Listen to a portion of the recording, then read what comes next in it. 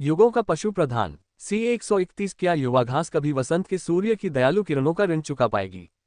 Pub future द्वारा विज्ञापन। अध्याय 131 क्या युवा घास कभी वसंत के सूर्य की दयालु किरणों का ऋण चुका पाएगी? यू लिंगजी ने अपने ब्लिज़र्ड ड्रैगन पर सवार होकर हवा और बर्फ को अपने चारों ओर घुमाया। उसका एक ही मकसद था, परीक्षणों के खत्म होने का इंतजार करना। वैसे भी यहाँ कोई भी उसका सामना करने में सक्षम नहीं था। बहुत आसान है। उसने अपने होंठ दबा लिए। जैसे ही उसने ये वाक्य पूरा किया, उसे अपने पीछे से जलन महसूस हुई। यू लिंगजी ने पलटकर देखा तो एक युवक आग की लपटों में घिरा हुआ था। वह व्यंग्यात्मक लहजे में बोली, ये तुम हो। पिछली बार जब वे मिले थे तो न केवल वह उससे बच निकलने में सफल रहा था, बल्कि उसने उसके संभावित शिकार को भी बचाया था। यह एकमात्र ऐसा समय था जब परीक्षणों में चीजें उसके अनुकूल नहीं हुई। मन्ना के लिए लड़ने की उसकी हिम्मत उसे मारने की इच्छा से भरने के लिए पर्याप्त थी। 9 सम्राटों की संख्या है। तुम्हें मारना और मेरी हत्याओं की संख्या 9 तक पहुंचाना बुरा विचार नहीं है। तुम वर्मिलियन बर्ड से होगे। तुम्हारा नाम क्या है? जिस तरह से उसने ली तियानमिंग को देखा वह अहंकार से भरा था। मेरा नाम यो डिडी है। जैसे ही उसने कहा, उसका शाश्वत राक्षसी जानवर की पहले से ही जल रहा था। यो डिडी, कितना अजीब नाम है। इससे कोई फर्क नहीं पड़ता क्योंकि यह नाम अब एक मरे हुए आदमी का है। एक मुस्कुराहट के साथ वह और ब्लिज़र्ड ड्रैगन ली तियानमिंग पर झपटे। पब फ्यूचर द्वारा विज्ञापन। छोटी सी लड़की ने बिना किसी डर के उनका सामना किया। उसके चेहरे पर भी उतनी ही दुष्ट मुस्कान थी। ओह, कितना सुंदर ड्रैगन है। मैं इस पर सवारी करना चाहता हूँ। वह मुस्कुराया। तो फिर आगे बढ़ो अगर तुम कर सकते हो, ली तियानमिंग ने निष्क्रियता से उत्तर दिया। यू लिंगजी निश्चित रूप से एक कठिन प्रतिद्वंद्वी होने जा रही थी और वह उसके और उसकी मां को बचाने के बीच सबसे मजबूत बाधा होगी। ये भी जिन के लिए जीवित रहने का एकमात्र मौका था और यहाँ तक कि मौत भी उसे नहीं रोक सकती थी। ली तियानमिंग जानता था कि उसकी मां को उसके जीवन दानव से कितनी पीड़ा हुई थी और यह उसकी सबसे बड़ी इच्छा थी कि वह उसे एक बार फिर स्वस्थ और जवान देखे।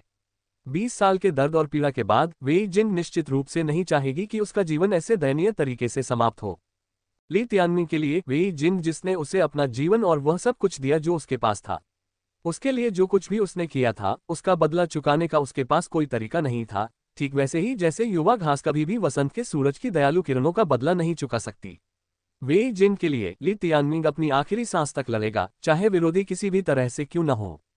उनका तीव्र जुनून और उत्कट भावना यू लिंगजी को भी डराने के लिए पर्याप्त थी, इतना दृढ़ संकल्प था उनका।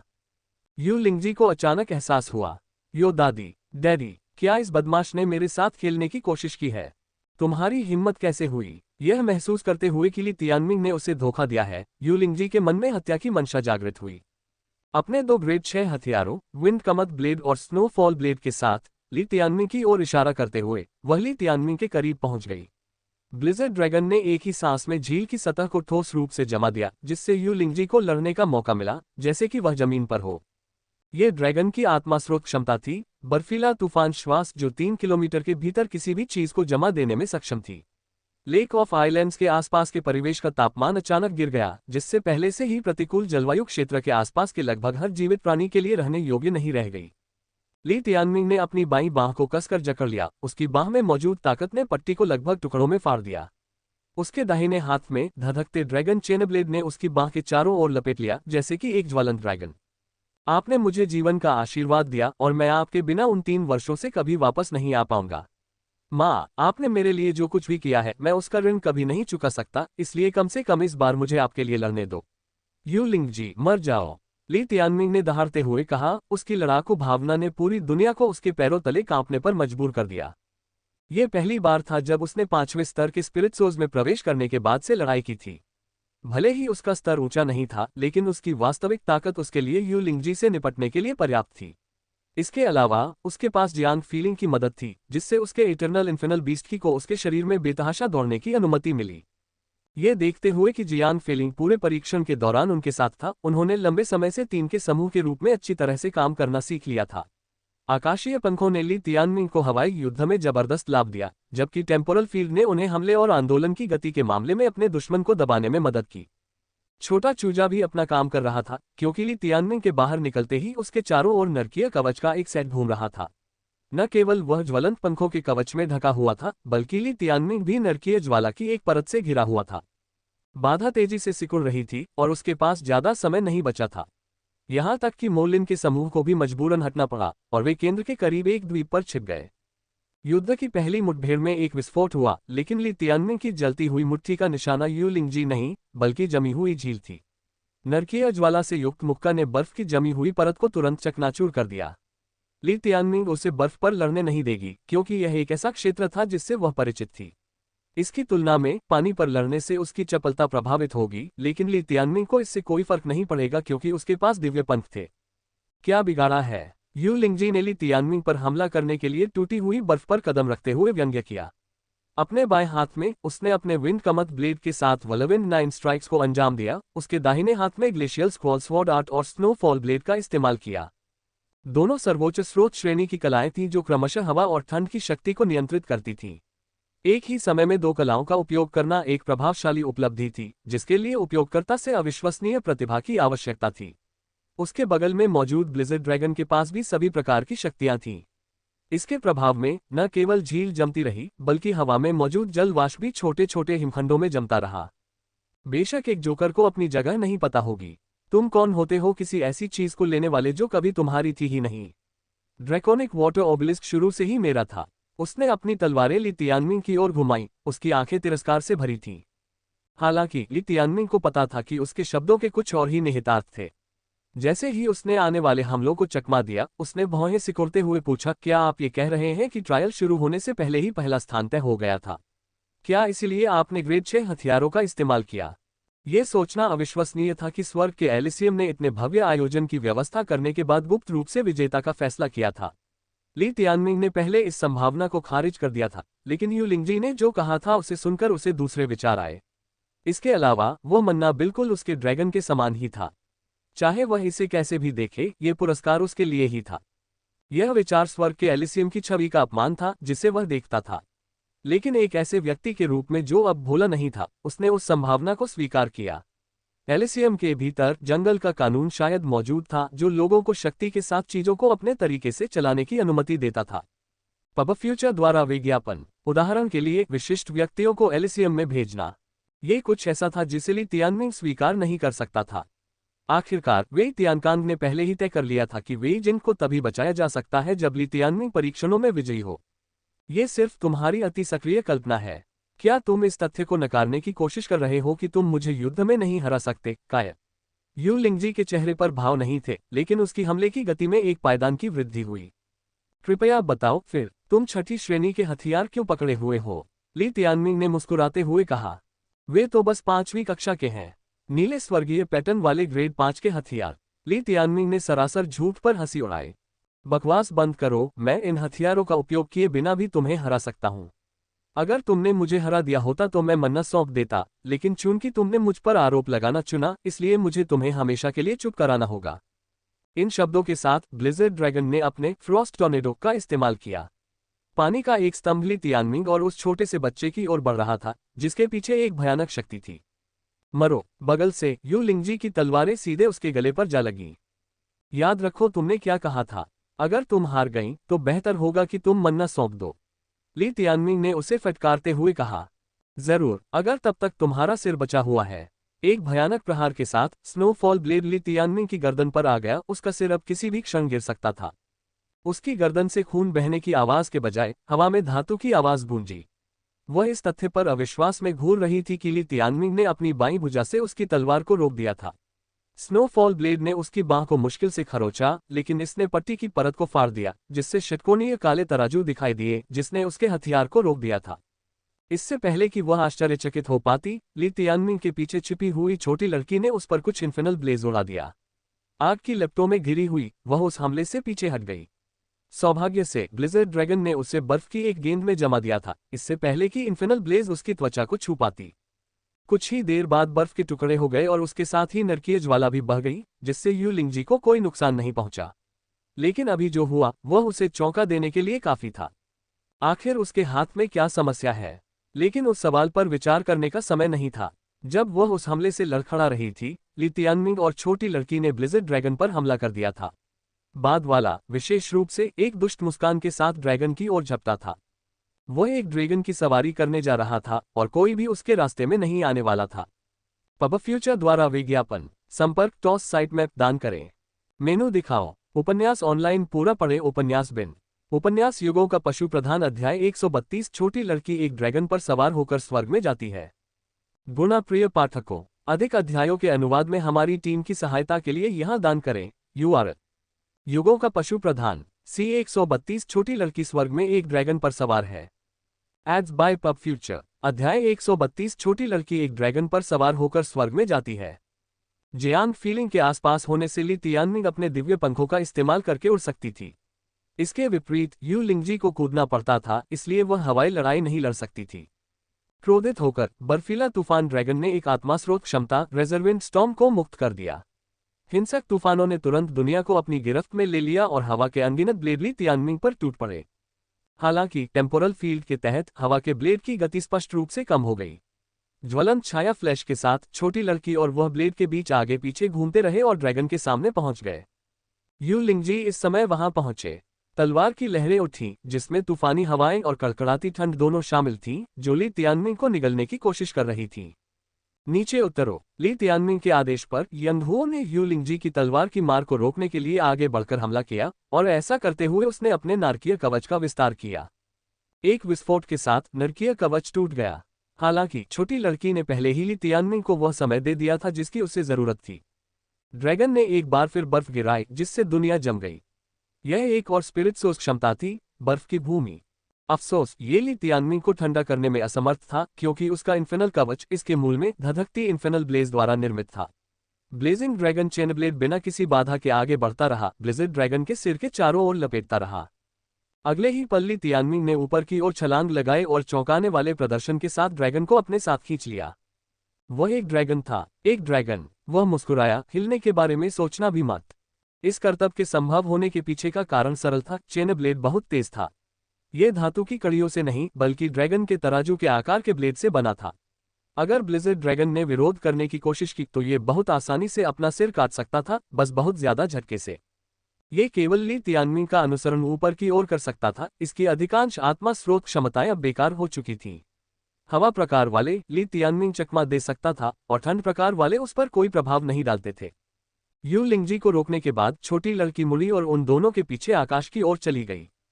एड्स बाय पब फ्यूचर हर कोई उड़ सकता था, बेचारी यू लिंगजी को छोड़कर। उसे यह जानने के लिए किसी जीनियस होने की जरूरत नहीं थी कि एक बार जब वे काफी ऊंचाई पर पहुंच जाएंगे तो वह केवल जमीन से ही देख पाएगी। उसकी आंखों में क्रोध की चमक थी। तुम मौत को दावत दे रहे हो। वह उछल पड़ी। जब तक वह ब्लिज़र्ड ड्रैगन तक पहुंचती, वह उसकी सहायता से हवाई युद्ध में भाग ले पाती। हालांकि ली तियानमिंग के पास टेम्पोरल फील्ड था। छोटी लड़की ने कूदने की कोशिश करते हुए एक उग्र फीनिक्स को उगल दिया, जिससे उसे एक और बार बीच में रुकना पड़ा। जब उसे वापस जमीन पर गिरने के लिए मजबूर किया गया तो ली तियानमिंग ने पहले ही ड्रैगन को 200 मीटर से अधिक ऊपर खींच लिया था। यू लिंगजी दंग रह गई। उसने पहले कभी ऐसी रणनीति नहीं देखी थी। पहले उसने सोचा था कि वह ली तियानमिंग को आसानी से कुचल सकती है। हालांकि वह जमीन से केवल आश्चर्य से देख सकती थी। उसने कभी नहीं सोचा था कि उसका प्रतिद्वंद्वी किसी तरह का उड़ने वाला पक्षी होगा। म्यूज, वापस नीचे आ जाओ। यू लिंगजी का शरीर हताशा में कांप उठा। ड्रैगन ने जोर से संघर्ष करते हुए दहाड़ लगाई, लेकिन इससे चेनब्लेड उसके शरीर में और भी गहराई तक घुस गई। इस बीच ली तियानमिंग, जो लगभग हवा में नाच रहा था, ने उसके शरीर के चारों ओर चेनब्लेड के कुछ और लूप जोड़ दिए। थोड़ी देर बाद छोटी लड़की आई। मैं यंगहुओ अपने भरोसेमंद ड्रैगन घोड़े पर सवार होकर आसमान में उड़ूंगी। आगे बढ़ो। जैसे ही ली तियानमिंग ने ड्रैगन को एक सुंदर और कसी हुई गठरी में बांधा, छोटी सी लड़की ने ड्रैगन की पीठ से तराजू और मांस को चीरने के लिए 3 स्प्रिंग्स हैवी क्लॉ का इस्तेमाल किया। अरे मुझे दिखाओ कि तुम्हारे टेंडन कहाँ हैं। ये शब्द सुनकर ड्रैगन कांप उठा। अगर उसकी नसें फाड़ दी जाए तो वह अपंग हो जाएगा। मैं तुम्हें चेतावनी दे रहा हूं। तुम चाहे जो भी हो, तुम अब मर चुके हो। अगर हिम्मत है तो नीचे आ जाओ। यू लिंगजी असहाय होकर नीचे से केवल चीख ही सकती थी। ली तियानमिंग ने जवाब में कहा, जीतने का सार अपने फायदे का फायदा उठाना है तो वह उसके साथ जीवन मरण की लड़ाई क्यों लड़े, जबकि वह ऐसा कर सकता है। ये तो बेवकूफी होगी। ये देखो, किसान के 3 प्रहार। ली तियानमिंग को याद आया कि जियांग किंगलुआन ने एक बार उसे किसान समझकर उसका मजाक उड़ाया था। आज वह इस ब्लिज़र्ड ड्रैगन को किसान के 3 प्रहारों का अनुभव करवाएगा। बेशक ये वास्तव में उनका 3 स्प्रिंग हैवी स्ट्राइक था। छोटी सी चिड़िया ने पहले ही दर्जनों शल को खाड़ लिए थे और ड्रैगन दर्द से पागलों की तरह तड़प रहा था। अब उसकी दबंग उपस्थिति पूरी तरह से खत्म हो गई थी। ली तियानमिंग ने उसके सिर पर 3 भूसे बरसाए।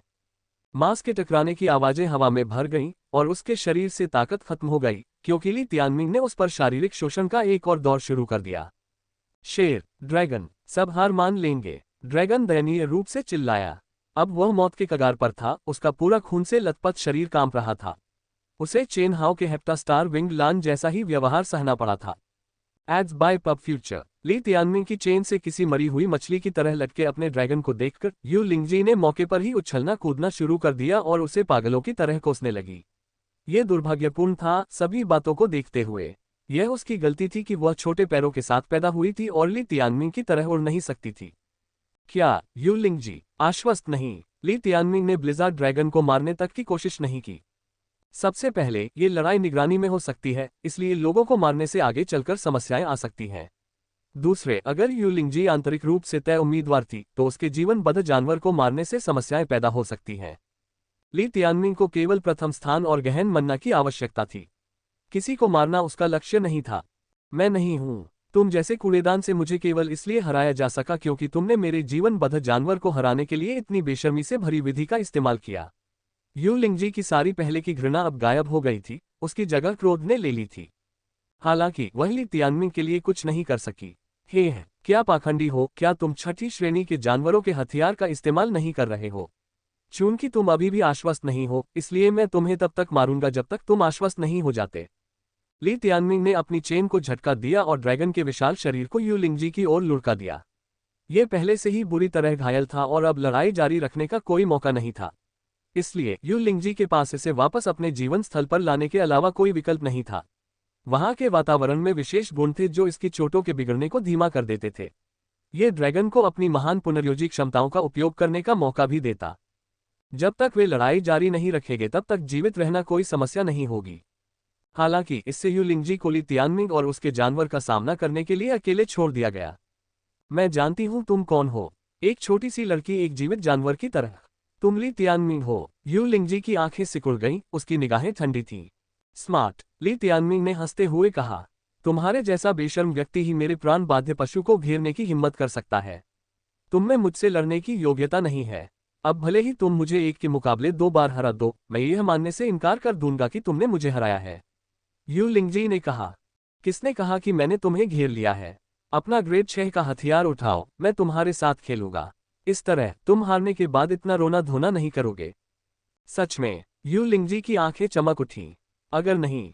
पब फ्यूचर द्वारा विज्ञापन। हाँ, तुम्हें इसका पछतावा होगा। तुमने अपना सबसे अच्छा मौका खो दिया, यू लिंगजी ने दुष्टता से कहा।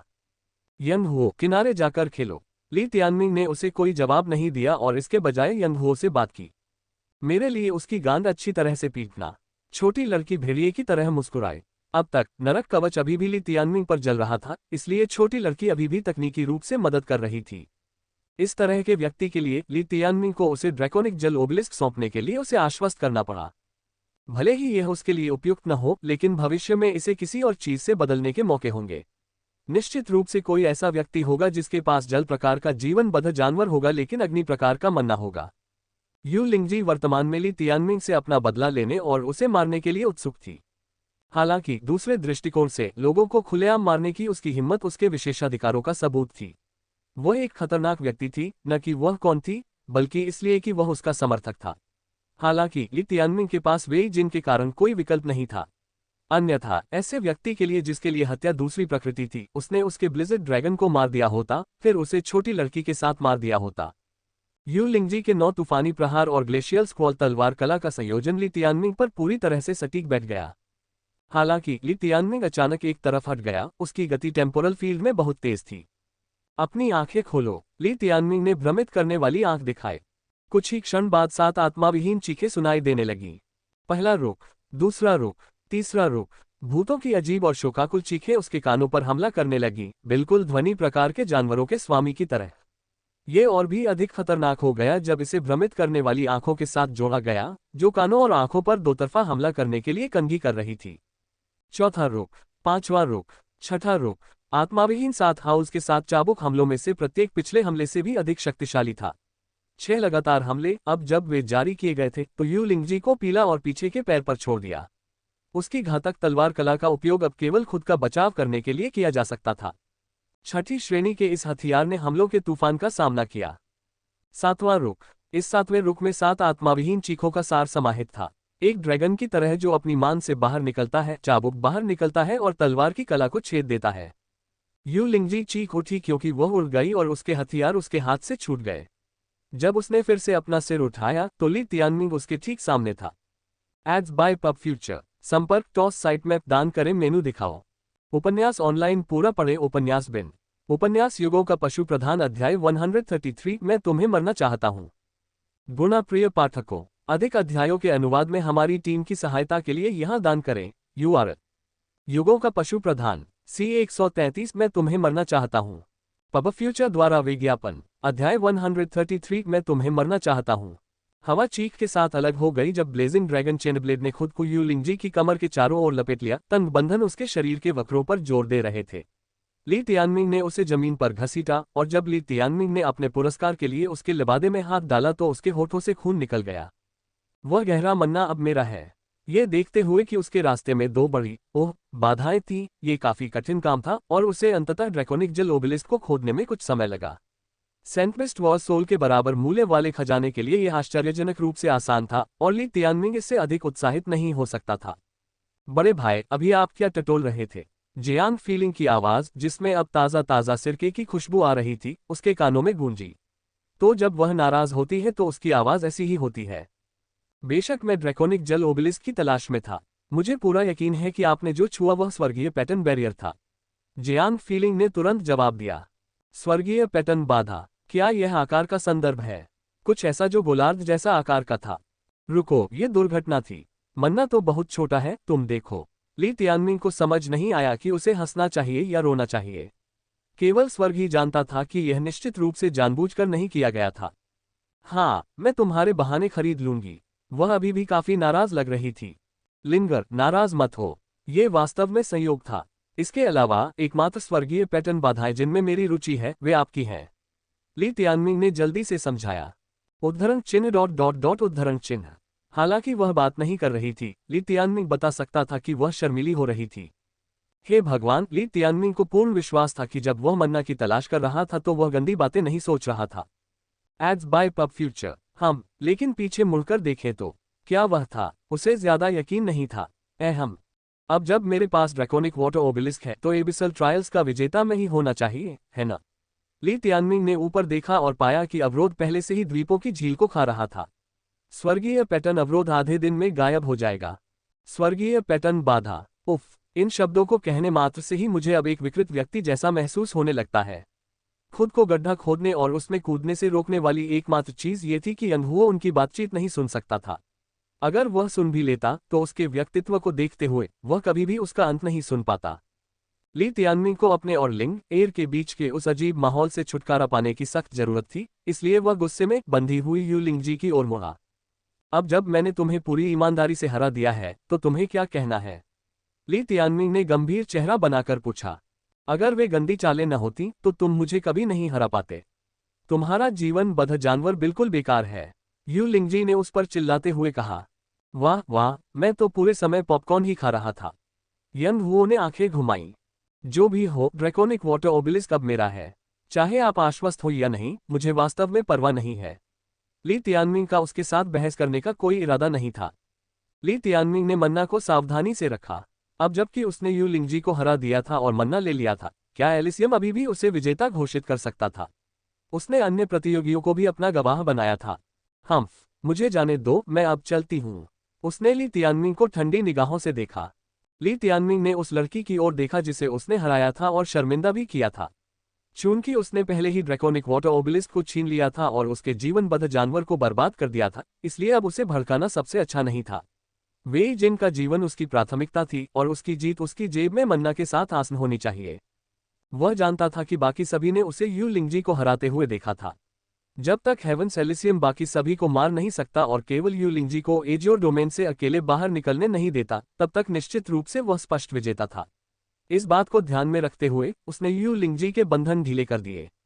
हाँ, यू लिंगजी ने फिर से हंसते हुए कहा जैसे ही वह अपने पैरों पर वापस आए। अभी भी घमंडी बनने की कोशिश कर रहे हो ली तियानमिंग, तुम्हें इसका पछतावा होगा। ये कहते हुए यू लिंगजी बिना किसी दूसरी नजर डाले झील पर कूद गई। हालांकि अवरोध इतना सिकुड़ गया था कि अब उसमें सिर्फ झीलों का द्वीप ही रह गया था, फिर भी वहां बहुत सारी जगहें थीं जहां लोग छिप सकते थे। अफसोस, इससे ली तियानमिन की आंखें सिकुड़ गईं। परीक्षण अभी खत्म नहीं हुए थे, क्या कोई नया विकास हो सकता है? हालांकि म्यू यांग ने उन्हें जीत के बजाय अपने जीवन को प्राथमिकता देने के लिए कहा था, लेकिन अब उसे कौन रोक सकता था क्योंकि उसने यू लिंगजी को हरा दिया था। आधे दिन में हम सब कुछ जान लेंगे। उसे बस इतना करना था कि बैरियर के सभी लोगों को अपने पास लाने का इंतजार करना था। उसने मो लिन की दिशा की ओर देखा, ये जानते हुए कि उन तीनों ने युद्ध देखा होगा। इस युद्ध के साथ जिन क्यू और चेन हाओ ने लड़ने की अपनी इच्छा खो दी होगी। जू लान को उनकी अपमानजनक हार के बारे में पता चलेगा और कैसे ली तियानमिन ने परीक्षणों में सबसे बड़ी महिमा वापस लाए। वह उसका चेहरा देखने के लिए उत्सुक था। सिर्फ एक ही अनिश्चितता बची थी और वह थी जियान किंगलुआन।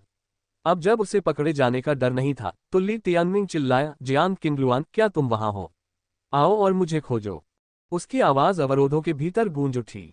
वह और जियान फेलिंग दोनों ही उत्सुकता से जवाब का इंतजार कर रहे थे, क्योंकि जवाब न मिलने पर सिर्फ यही पता चलता था कि जियान किंगलुआन मर चुका है। कई सेकंड बीत गए लेकिन कोई उत्तर नहीं मिला। उनके दिल पहले से कहीं ज्यादा तेज धड़क रहे थे और यहां तक कि उनकी उंगलियां भी कांप रही थीं। ली तियानमिन ने उस लड़की के बारे में सोचा जो अक्सर उससे बहस करती थी। भले ही वे कभी एक दूसरे के साथ इतने अच्छे से नहीं मिलते थे, लेकिन उसने हमेशा उसे एक अच्छे दोस्त की तरह माना था। लेकिन अब ये संभावना उनके ऊपर मंडरा रही थी कि जियान किंगलुआन मर चुका है। यह एक ऐसा परिणाम था जिसे न तो जियान फीलिंग और न ही ली तियानमिन स्वीकार कर सकते थे। उसकी पुकार पर केवल सन्नाटा छाया रहा, जो कुछ देर तक कायम रहा और तब टूटा जब दूसरी लड़की की आवाज ने उसके प्रश्न का उत्तर दिया। जियान किंगलुआन, तुम उसे अब और नहीं देख पाओगे। ली तियानमिन ने घूमकर देखा। यह एक ऐसी आवाज थी जिससे वह बहुत परिचित था। भले ही यह आवाज सामान्य से थोड़ी कर्कश और कमजोर लग रही थी, ली तियानमिन ने तुरंत उस आवाज के मालिक को पहचान लिया। वह उसे पहचान लेगा, भले ही वह कर्कश आवाज ही क्यों न हो। म्यू किंग। ली तियानमिन एबिसल ट्रायल की शुरुआत से ही उसे मारने का मौका तलाश रहा था और आखिरकार उसका मौका ही गया। झील के एक कोने में सफेद कपड़े पहने लड़की बैठी थी। उसके पैर उस चट्टान से लटक रहे थे जिस पर वह बैठी थी।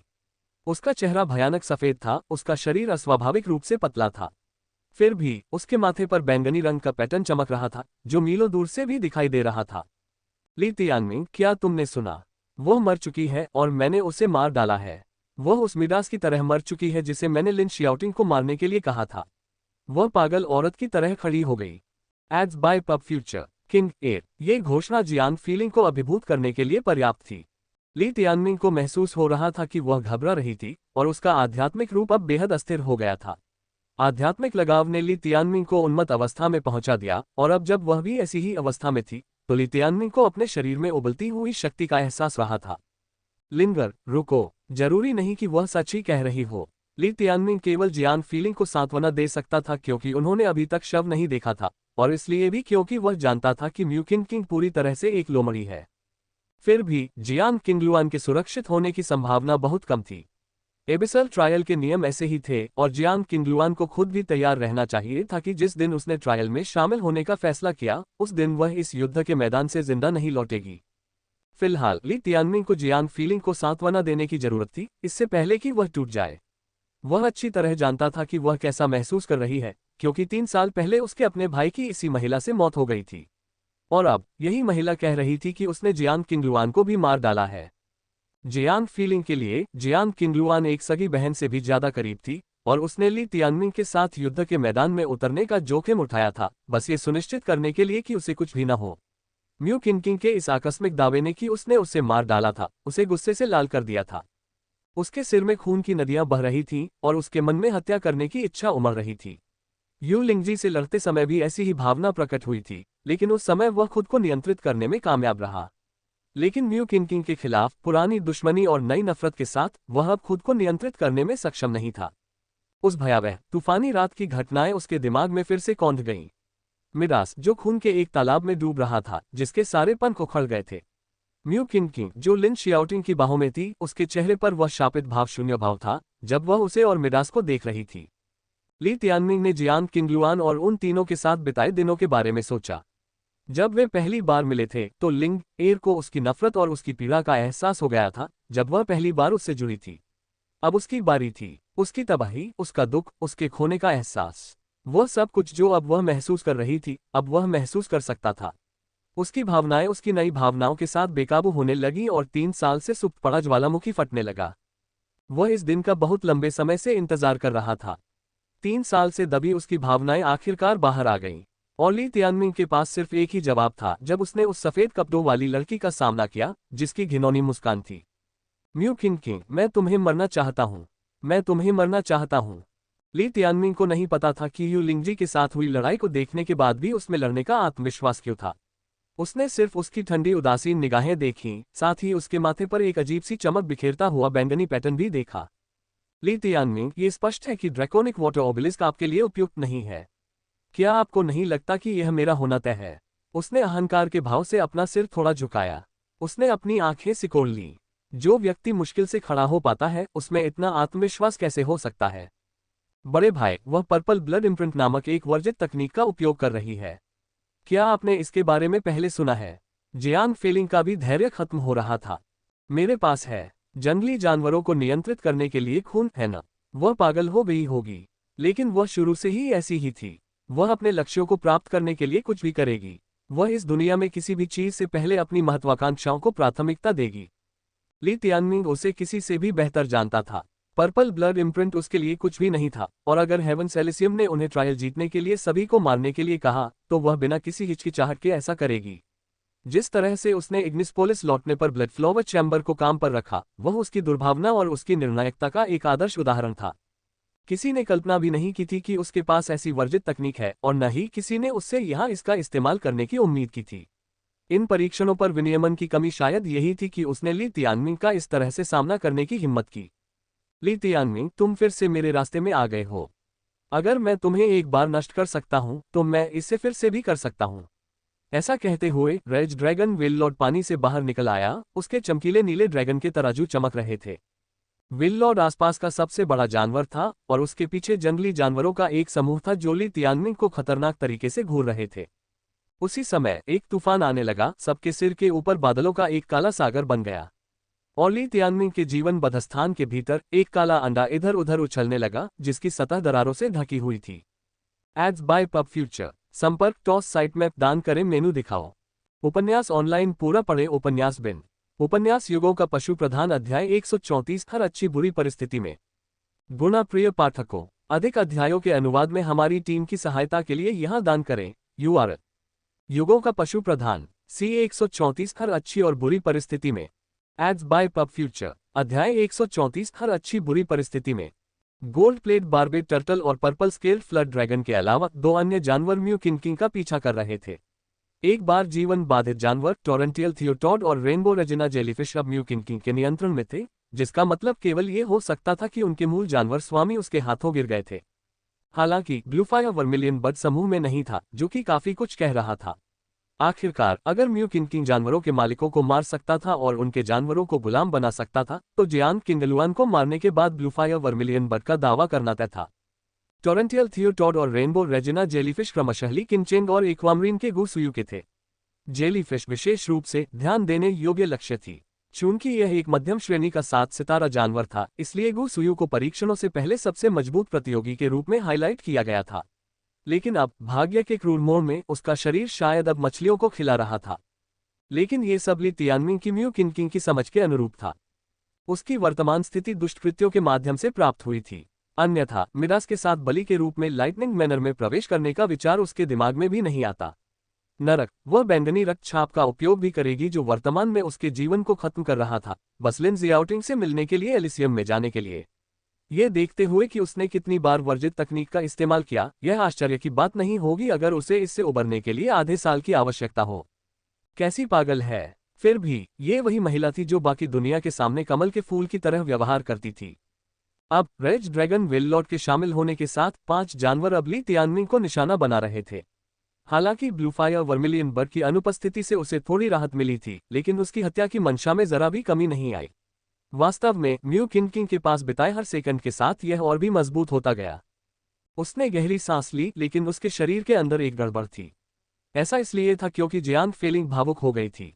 वह क्रोधित थी और उसका भी हत्या करने का इरादा था। जैसे जैसे उसकी भावनाएं उसके साथ मेल खाती गईं, उनका गुस्सा बढ़ता गया। ली तियानमिंग को आश्चर्य हुआ कि उसकी ताकत अचानक बढ़ गई थी। अगर आध्यात्मिक लगाव को वह परफेक्ट फुल स्कोर कहता तो इस समय लगाव की डिग्री चार्ट से बाहर थी। ये 13वीं कक्षा, यहाँ तक कि 15वीं भी हो सकती है। क्या जियांग फीलिंग वास्तव में एक सामान्य इंसान था जिसके पास कोई जीवन बाधित जानवर नहीं था? ली तियानमिंग जानता था कि ऐसा नहीं था, क्योंकि उसने उसे ऐसी शक्ति का आशीर्वाद दिया था जिसे वह पूरी तरह से नियंत्रित भी नहीं कर सकता था।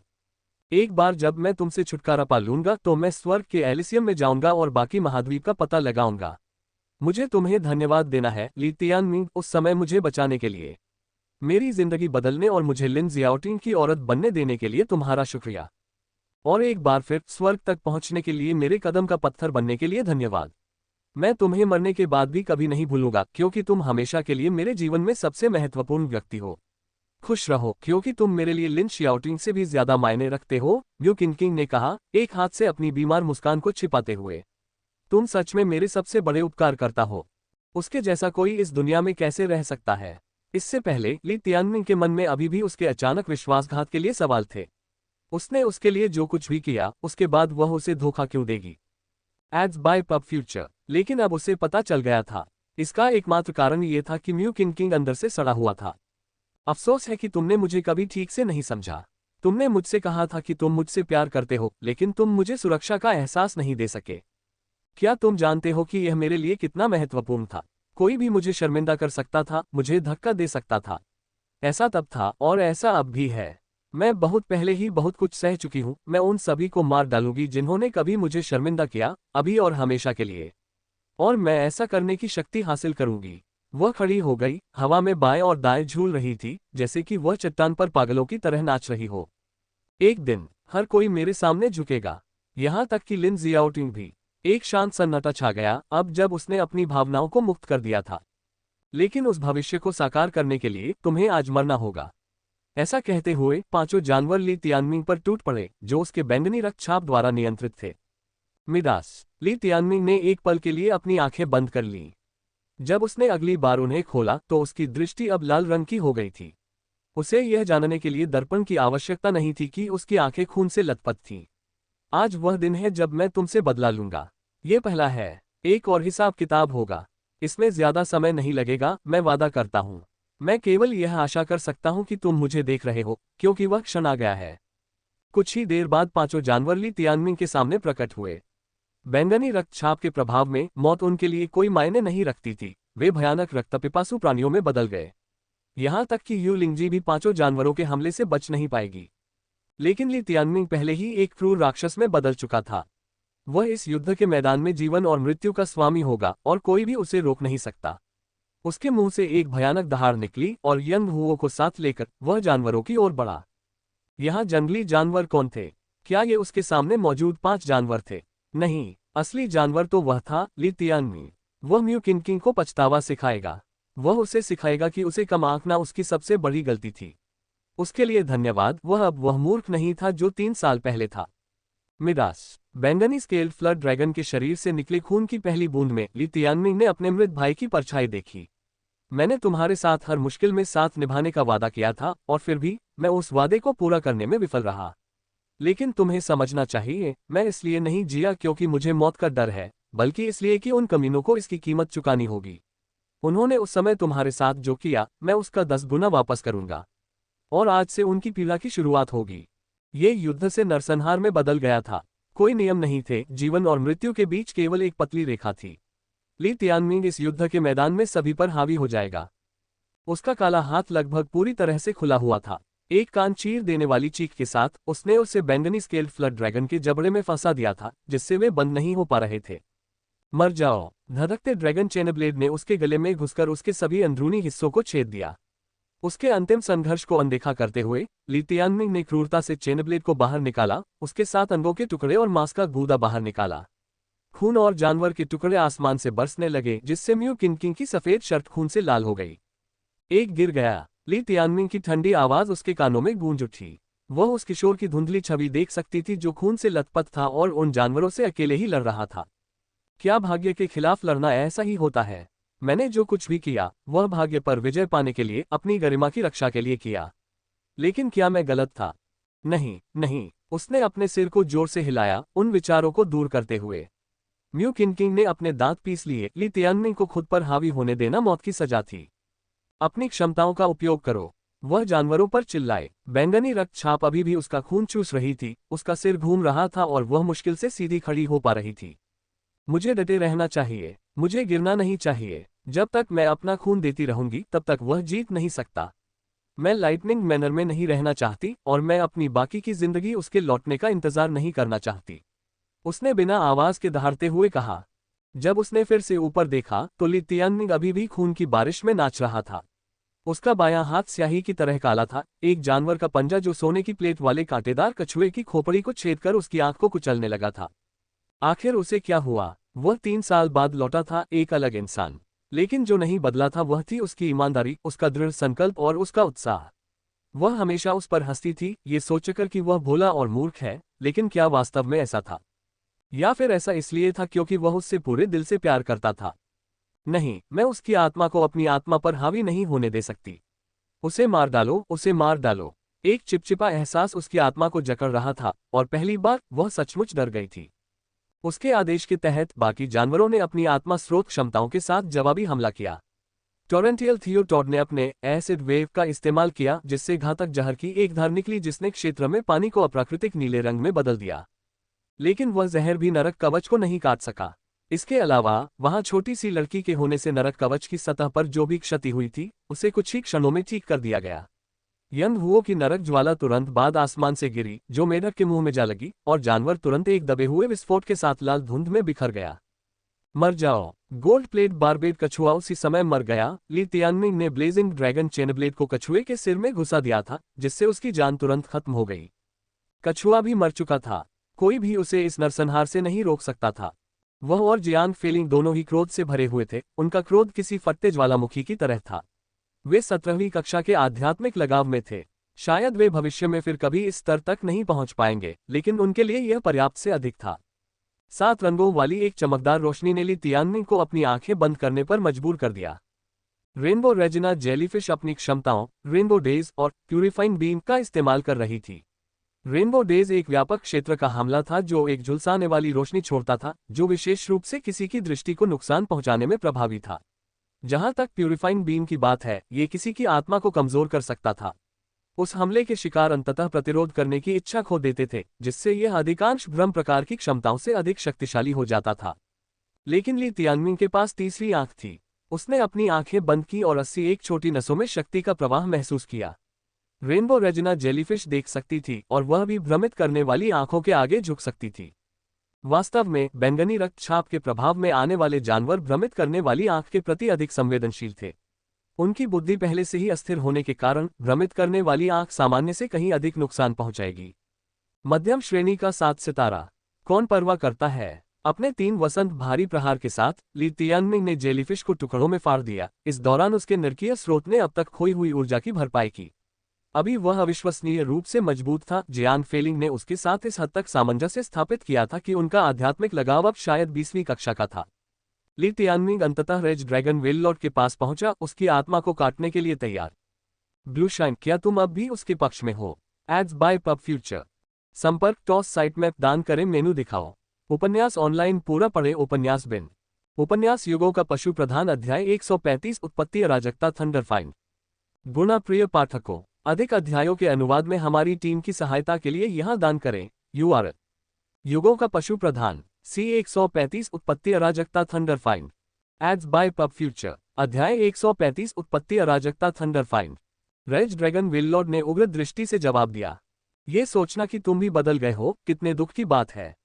जब तुमने अपना फैसला कर लिया है तो उसके साथ मर जाओ। ली तियानमिंग ने एक बार फिर मुक्का मारा, जिससे वेल की आत्मा स्रोत क्षमता एजियोर्सी नष्ट हो गई। वेल तुरंत पानी में भाग गई। कुछ देर बाद उसने अपना सिर उठाया। उस कांपती पीली लड़की के अलावा बाकी सब कुछ फीका पड़ गया था। वेल उसके बगल में पानी में फिर से प्रकट हुई। भागो।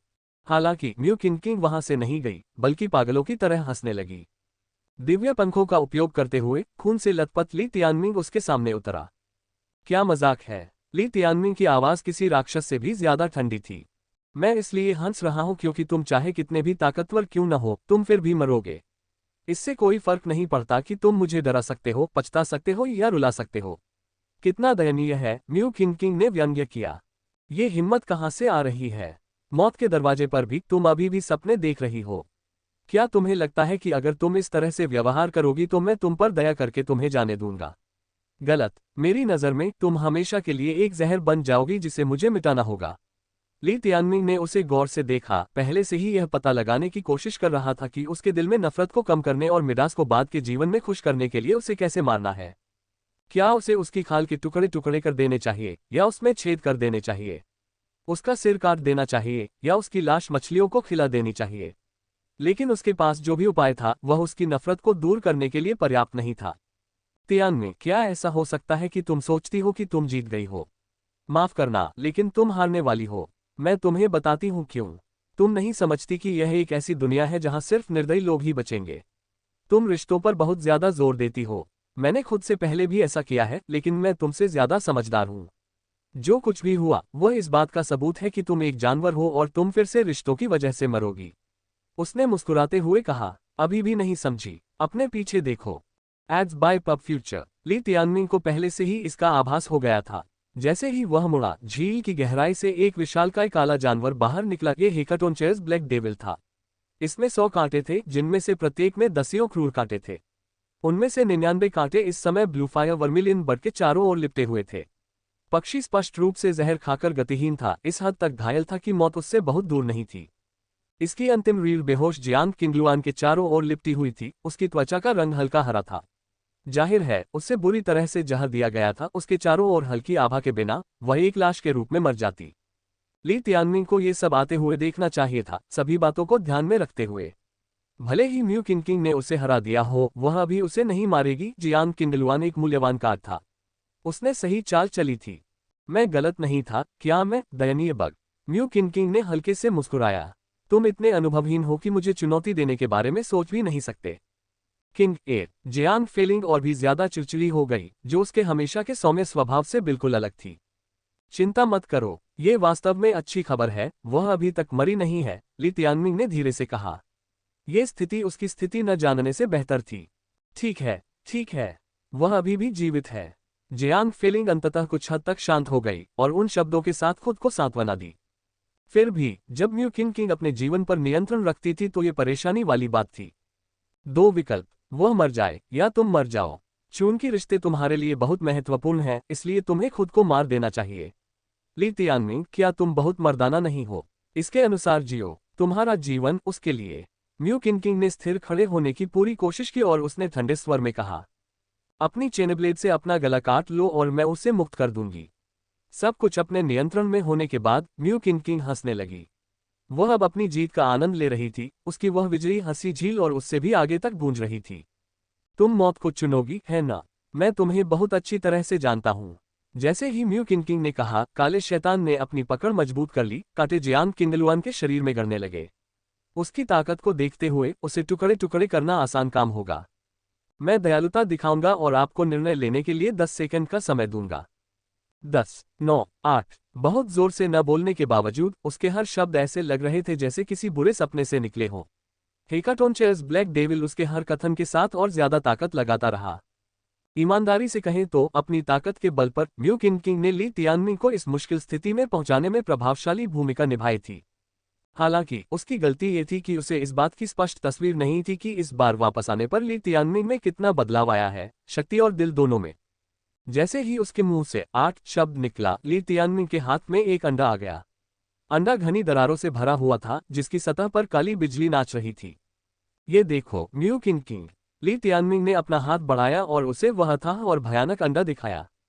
जैसे ही म्यू किंग किंग ने इसे देखा, आकाश में बिजली की गड़गड़ाहट हुई, इतनी भयंकर कि म्यू किंग किंग लड़खड़ाकर गिर पड़ी। उसने अनजाने में अपना सिर उठाया तो देखा कि काली बिजली उनके ऊपर एक जाल में बुन रही थी, जिससे आसमान बिजली के समुद्र में बदल गया। एबिसल युद्धक्षेत्र में ऐसा भयावह विचित्र दृश्य पहले कब देखा गया था? म्यू किंग किंग के अलावा किसी और ने ली तियानमिंग के हाथों में अंडा नहीं देखा, जो एक पल बाद ही फट गया। दुनिया कांप उठी जब असंख्य बिजली की कौंधे प्रतिक्रिया स्वरूप बरसने लगी। बिजली के उस समुद्र को ली तियानमिंग के रूप में एक तूफानी नाला मिल गया।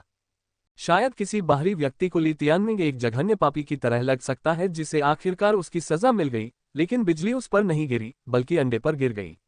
मू किंग और rage dragon well lord shockwave से उड़ गए। दोनों में से वेल की हालत सबसे खराब थी, वह मौके पर ही राख में बदल गई। ठीक उसी तरह म्यू किंग के जीवन बद्ध जानवर का अस्तित्व मिट गया। हालांकि ये चौंकाने वाला दृश्य कई में से एक था। बिजली का एक और खंभा हेकाटोनचेयर्स ब्लैक डेविल पर उतरा था, जो भी राख में बदल गया। अजीब बात यह है कि ब्लूफायर, वर्मिलियन बर्ड और जियांग किंगलुआन को कोई नुकसान नहीं हुआ, बल्कि वे काली बिजली के गोले में बंद हो गए। ब्लू शाइन, म्यू किंग चिल्लाए, उसके शरीर का बचा हुआ आखिरी रंग भी खत्म हो गया। ली तियानमिंग बिजली को कैसे नियंत्रित कर सकता है? वह पूरी तरह से हार गई थी, उसकी सारी उम्मीदें हवा में उड़ गई थीं। उसने सब कुछ खो दिया था। उसका जीवन बंधित जानवर अब राख हो गया था, उसका तुरुप का पत्ता छीन लिया गया था, और सबसे बढ़कर उसका दुश्मन अब बिजली से बपतिस्मा ले चुका था। ली तियानमिंग के रूप में एक देवता की तरह दिखने वाले उसके रूप में जबरदस्त बदलाव आए। पब फ्यूचर द्वारा विज्ञापन, असंभव, कैसे? वो घुटनों के बल बैठ गई और उस युवक को देखकर भयभीत हो गई जिससे उसने 3 साल पहले घृणा और नफरत की थी। हजारों बिजली की कड़कड़ाहट उस पर गिरी थी, और फिर भी मैं इतनी आसानी से कैसे हार सकता हूँ? मू किंग, मुझे कुछ पल दो। जब मैं काम पूरा कर लूंगा तो मेरे पास तुम्हारे साथ धीरे धीरे खेलने के लिए दुनिया का सारा समय होगा। मुझे ये पता लगाना है कि तुम पर जो कर्ज है उसे कैसे चुकाऊं। अगर तुम आज मरना भी चाहती हो तो तुम्हें पहले मुझसे पूछना होगा। ली तियानमिंग की आवाज, जो दबंग और गरिमापूर्ण थी, ने उसके दिमाग को हिला दिया। म्यू किंग को ऐसा महसूस हुआ जैसे डर के कारण उसकी आत्मा उसके शरीर से निकल गई हो। अब वह एक अपंग व्यक्ति बन चुकी थी जिसे ली तियानमिंग एक ही इशारे से आसानी से खत्म कर सकता था। इसलिए उसने अपना सारा ध्यान अपने हाथों पर लगा दिया।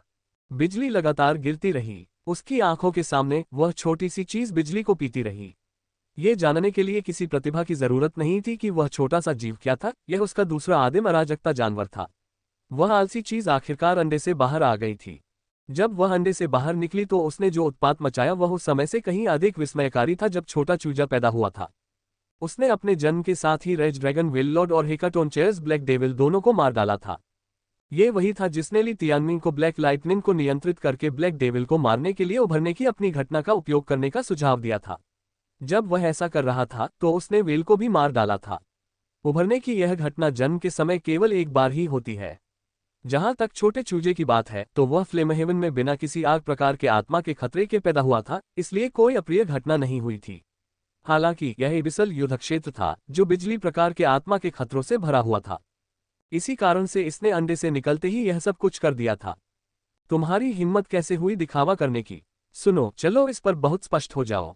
अगर मैं कहीं ऐसी जगह पैदा हो जाऊं जहां आग जैसी आत्माएं बहुत ज्यादा हैं, तो दुनिया जल जाएगी।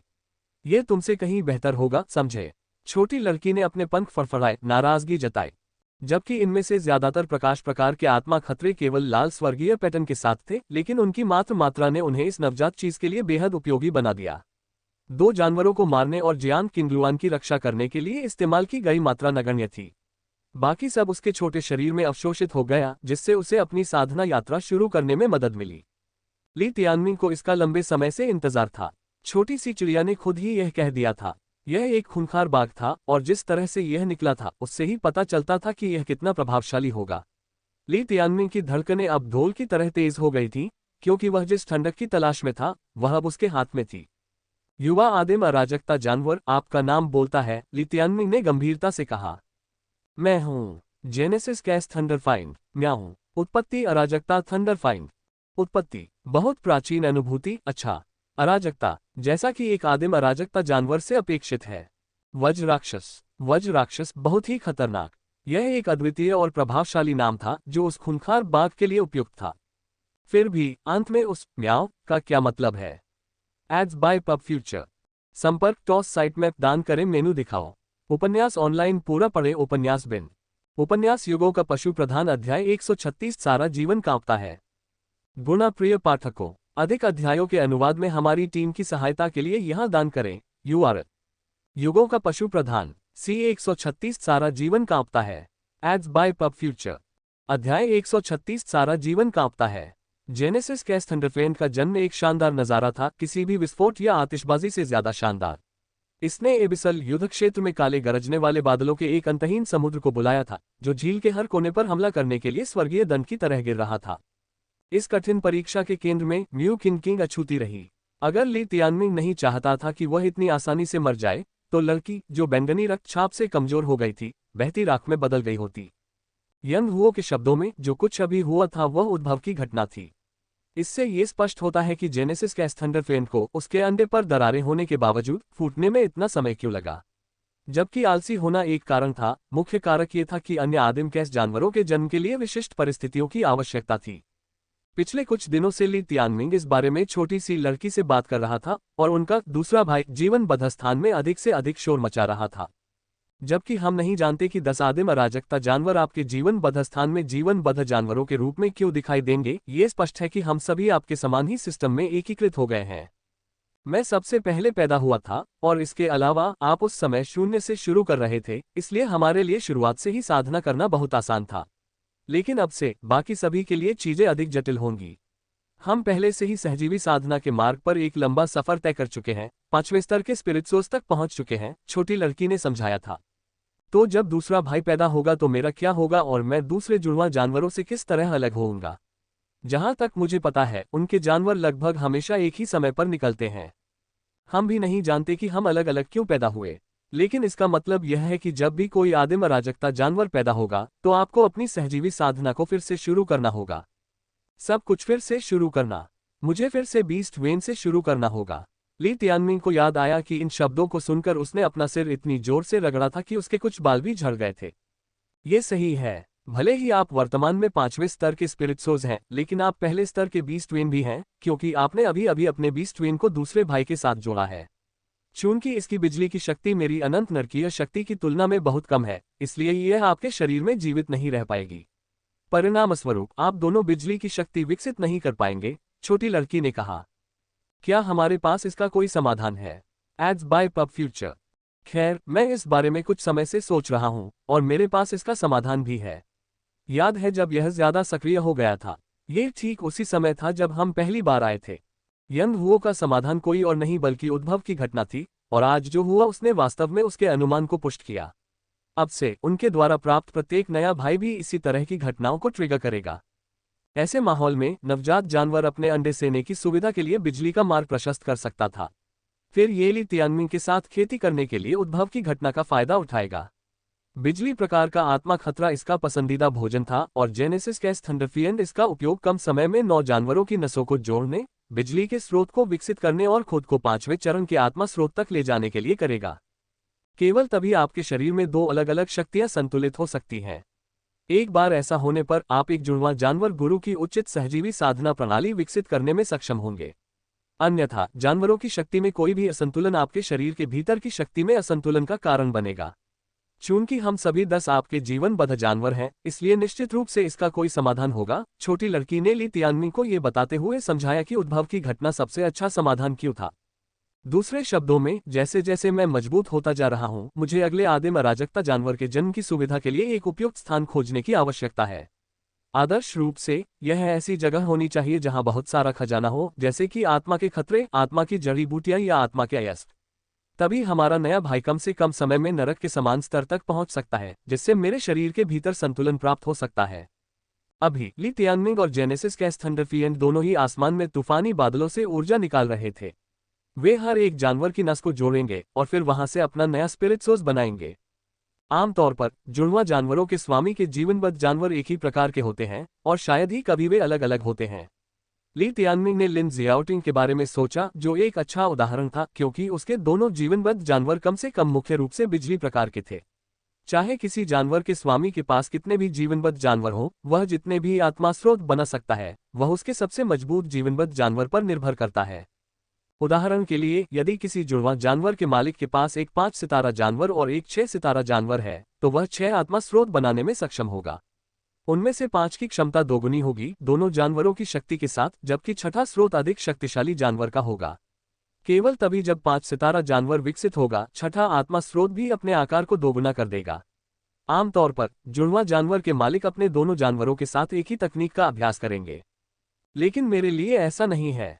यंग हुओ और जेनेसिस गैस थंडरफेंट पूरी तरह से अलग अलग प्रकार के हैं और इसे अपनी अलग तकनीक की आवश्यकता होगी। मैं इसके साथ जो शक्ति विकसित करता हूं वह नरक के स्रोत में मौजूद नहीं हो सकती, इसलिए मुझे इसके लिए एक नए स्पिरिट स्रोत की आवश्यकता होगी। मैं दोनों की क्षमताओं को साझा कर सकता हूं, लेकिन दोनों आपस में शक्ति साझा नहीं कर सकते। ली तियानमिंग और नियमित ट्विन बीस्ट मास्टर्स के बीच यही मुख्य अंतर होगा। बेशक इससे वह कमजोर नहीं होगा। जब बिजली और आग एक साथ मिल जाएंगी तो क्या होगा? ली तियानमिंग को जल्द ही पता चल जाएगा कि क्या दोगुनी क्षमता वाला आत्मा स्रोत ज्यादा शक्तिशाली होगा या उसके दो अलग अलग प्रकार के आत्मा स्रोत ज्यादा शक्तिशाली होंगे। कोई आश्चर्य नहीं कि इसे फूटने में इतना लंबा समय लगा। पता चला कि मुझे इसके फूटते ही हमारे स्तर तक पहुंचने के लिए एक जगह की जरूरत थी। ये हमारी सहजीवी साधना के लिए एक आवश्यक शर्त होगी, ली तियानमिंग ने कहा। इसका ये भी मतलब है कि जैसे जैसे मैं साधना जारी रखूंगा, बाकी 8 भाइयों को जिस बाधा को पार करना होगा वह और बड़ी होती जाएगी। और ऐसा नहीं है कि मैं हमेशा सबसे उपयुक्त जगह पा सकता हूं। फिर भी ये ली तियानमिंग के लिए अच्छी बात थी। वह पहले से ही 5वें स्तर के स्पिरिट सोर्स पर था और अब उसने कम से कम समय में उसी स्तर पर एक नया जानवर प्राप्त कर लिया है। वह अपने नए जेनेसिस कैस थंडरफिएंट की शक्ति को देखने के लिए मुश्किल से इंतजार कर सकता था।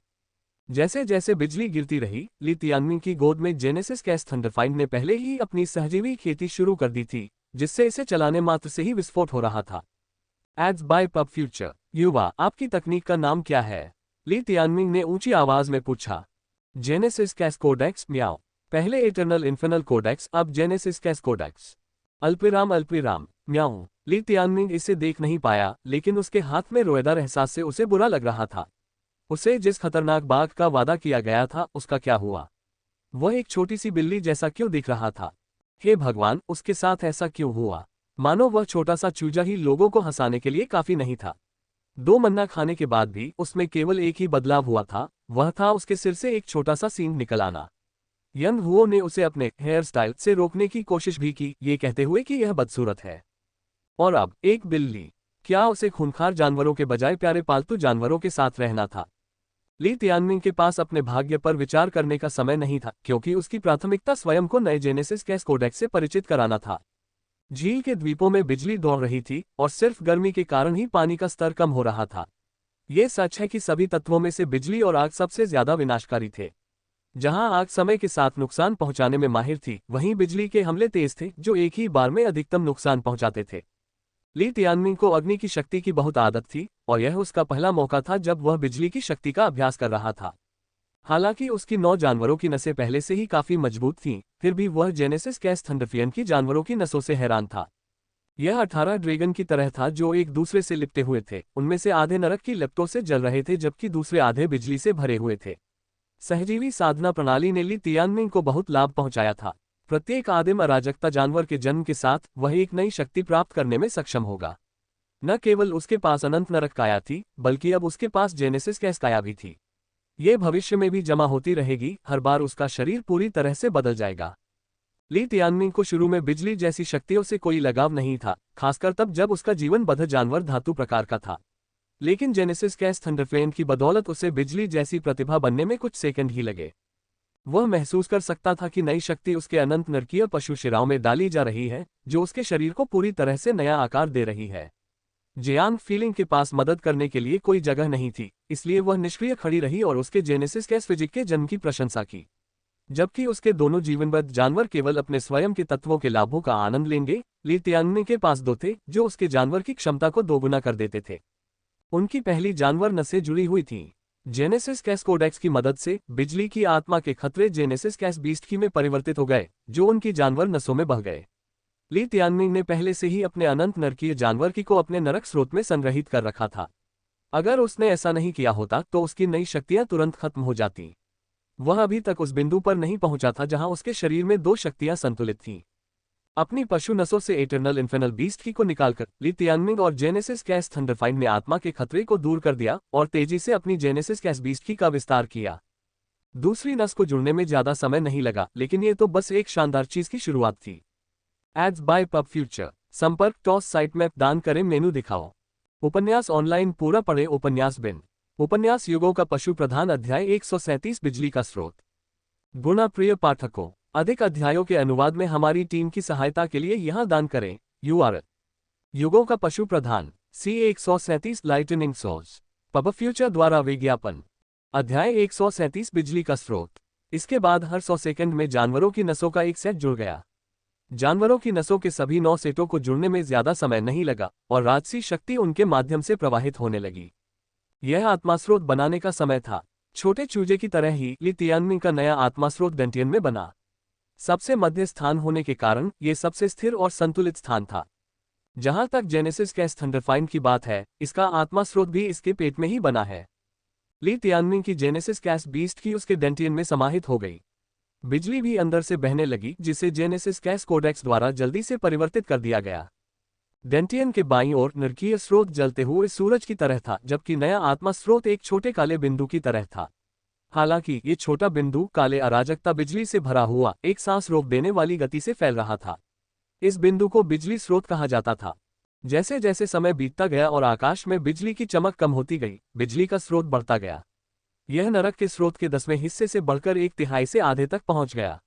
बिजली की मौजूदगी इसे शून्य से आसमान छूने के लिए पर्याप्त थी, जो कि छोटे चूजे के बराबर थी। इसे 5वें स्तर के स्पिरिट सोर्स तक पहुंचने में अधिक समय नहीं लगेगा। ... यह एक भव्य अवसर था जो एबिसल युद्ध क्षेत्र में शायद ही कभी देखा गया हो।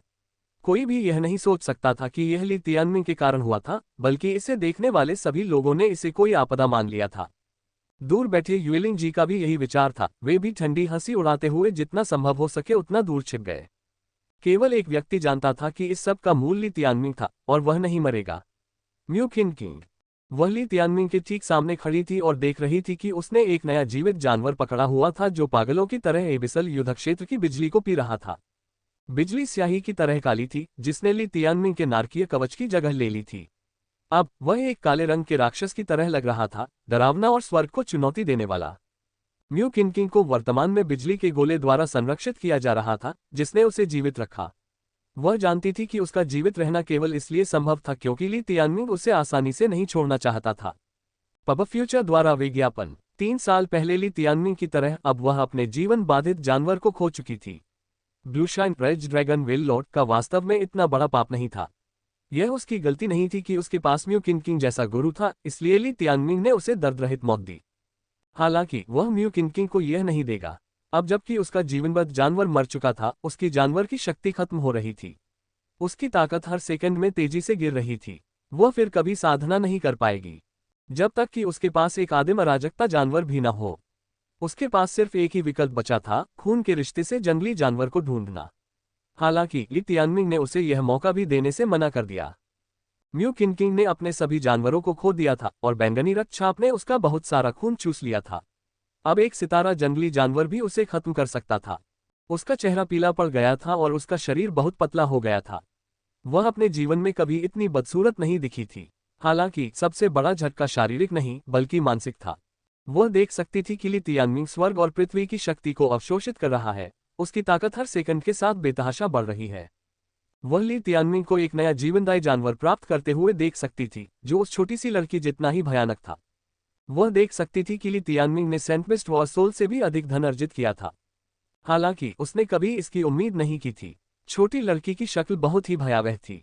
हालांकि वह जानती थी कि अगर छोटी लड़की इतनी स्वर्ग विरोधी नहीं होती तो ली तियानमिंग उसे कभी भी कुचल नहीं पाता जैसा उसने आज किया। वह भयभीत थी। वह बेकाबू होकर कांप उठी, लेकिन उसके पास रोने के लिए आंसू नहीं थे। उसने कभी नहीं सोचा था कि एक दिन वह इतनी दयनीय स्थिति में होगी। म्यू किंग अब ये कहने की हिम्मत नहीं कर सकती थी कि वह अपनी नियति को चुनौती दे सकती है या कि ली तियानमिंग भोली या बचकानी है। वह अब ये कहने की हिम्मत नहीं कर सकती थी कि सब कुछ उसके नियंत्रण में है। उसका नुकसान इतना पूरा, इतना गहरा था कि वह विरोध भी नहीं कर सकती थी। यहाँ तक कि जिस बैंगनी रक्तचाप पर उसने सब कुछ दांव पर लगा दिया था, वह भी उसके सामने एक मजाक था। ली तियानमिंग ने बिना किसी चाल का इस्तेमाल किए उसे आसानी से तोड़ दिया था। 20 साल का संघर्ष और अपने रास्ते पर आगे बढ़ना सब एक पल में खत्म हो गया। ये सब उस युवक की बदौलत हुआ जिसे उसने 3 साल पहले बर्बाद कर दिया था। वह नफरत करना चाहती थी। हालांकि जब उसने भयानक रूप से शक्तिशाली ली तियानमिंग को देखा तो वह उस भावना को भी महसूस नहीं कर सकी। उसने अपने अंगों को दबाने की कोशिश की ताकि कंपन को रोका जा सके, लेकिन वह ऐसा नहीं कर सकी। जब उसने सांस लेने के लिए अपना मुंह खोलने की कोशिश की तो उसके लिए सांस लेना भी मुश्किल हो गया था। तुमने यह अपने आप किया। छोटी लड़की उसके सामने आए और उसे ठंडी, कठोर नजर से देखा। मैं वह बोल नहीं पा रही थी। डर के अलावा अतीत की कुछ बातें भी उसके दिमाग में फिर से उभर आईं। आखिरकार आंसू बहने लगे, ये साबित करते हुए कि वह आखिरकार रो सकती है। क्या पछताने का कोई मतलब है? इस दुनिया में हमेशा कर्मों का प्रतिफल मिलता है। जो लोग उनके साथ अच्छा व्यवहार करते हैं उनके साथ बुरा व्यवहार करने की कीमत चुकानी पड़ती है। आपने जो कुछ तब हासिल किया था उससे कहीं ज्यादा खो देंगे। पब फ्यूचर द्वारा विज्ञापन। कर्म का प्रतिशोध। वह भाग्य में विश्वास नहीं करती थी, लेकिन फिर भी वह कर्म के प्रतिशोध से बच नहीं पाई थी। केवल अफसोस की बात यह है कि आप लिंडज़ी आउटिंग को मेरे भाई के हाथों मारे जाते हुए नहीं देख पाएंगे। नहीं, शायद वह ऐसा करेगी। एक आदमी बिजली के सांपों के समूह से बाहर आया, जिनमें से प्रत्येक रात की तरह काला था। काली बिजली उसके शरीर के चारों ओर लिपटी हुई थी और उसने अपनी आंखें खोली तो ऐसा लगा कि उनके भीतर बिजली के दो समुद्र हैं। उसकी वर्तमान उपस्थिति ने मुंह किनकिन को डर से अपना सिर नीचे कर दिया। छोटी लड़की जानती थी कि इसका मतलब है कि प्रक्रिया समाप्त हो गई है। बिजली जो कभी सर्वव्यापी थी, बिखर गई थी। ली तियानमिंग अब बिल्कुल नए व्यक्ति की तरह दिख रहा था। इसका मतलब था कि वह और जेनेसिस कैस्थंडरफियन दोनों 5वें स्तर के स्पिरिट सोर्स तक पहुंच गए थे। अभी ली तियानमिंग के शरीर में नरकीय स्रोत और बिजली स्रोत समता पर पहुंच गए थे। छोटी लड़की के चेहरे पर थोड़ी नाराजगी थी। अब से ली तियानमिंग सिर्फ उसकी नहीं थी। एक आदमी की दो पत्नियों में से एक होने का शर्मनाक एहसास अचानक उसके दिमाग में आ गया था और छोटी लड़की को अचानक उल्टी जैसा महसूस हुआ। वह कहाँ है? छोटी लड़की ने पूछा। सोना उद्धरण चिन्ह डॉट डॉट डॉट उद्धरण चिन्ह। जैसी कि उम्मीद थी, वह सचमुच एक आलसी व्यक्ति था। यंग हो, तुमने मुझे धोखा देने की हिम्मत कैसे की? हम, आपने कहा था कि यह एक अद्वितीय दबंग बाग होगा। छोटी लड़की हंसी। हे, अब और कल्पना मत करो, तुम्हारी किस्मत ऐसी नहीं है। ली तियानमिंग निराश हो गया। इस भाग में कौन सा हिस्सा खूंखार बाग था? यह तो बस हथेली के आकार की एक छोटी काली बिल्ली थी जो उस छोटे से बच्चे से थोड़ी ही बड़ी थी। ये गुलाबी पंजों वाली एक रोएदार काली बिल्ली थी जिसका चेहरा मासूमियत से भरा था और जिसकी नीली आंखें ली तियानमिंग को देखकर झपकती थीं। जन्म के समय छोटे चूजे की तरह उन आंखों पर एक सितारा था। इसकी एक रोएदार पूंछ भी थी जो सोते समय इधर उधर हिलती थी और जब उसे कोई बुरा सपना आता था तो हिलती थी। सबसे अधिक क्रोध दिलाने वाली बात यह थी कि उसके आलस्य और सोने के प्रति प्रेम से भी अधिक वह हर वाक्य के साथ म्याऊं जोड़ता था। पब फ्यूचर द्वारा विज्ञापन। वाह, बहुत थक गया हूं, म्याऊं। अब और खेती नहीं करूंगा, म्याऊं। जज बहुत नींद आ रही है, म्याऊं। इससे पहले ली तियानमिंग ने उसे अवाक होकर देखा था जब वह अपने जीवनबद्ध स्थान में वापस रेंग रहा था। लुढ़कते हुए, अपने पैरों को ऊपर उठाते हुए, वह फिर से सो गया। अब चाहे इसे कितना भी परेशान किया जाए, ये कभी नहीं जागेगा। ली तियानमिंग ने सवाल करना चाहा कि यह एक खूंखार बाघ कैसे था। इसकी तुलना में छोटा चूजा थोड़ा बेशर्म हो सकता है, लेकिन कम से कम ये जंगली, गर्म खून वाला और योद्धा की भावना से भरा हुआ था। ये बहुत मेहनती भी था, चाहे खेती हो या लड़ाई, वह अधिकतम प्रयास करता था। यह नवागंतुक खिलाड़ी ऐसा लग रहा था जैसे वह मैदान के किनारे से कोई चीयरलीडर होगा। हालांकि ली तियानमिंग ने कुछ नहीं कहा क्योंकि जियान फीलिंग पहले ही उसके जाल में फंस चुका था। कितना प्यारा है ये, यंग हुओ से 1000 गुना ज्यादा प्यारा है।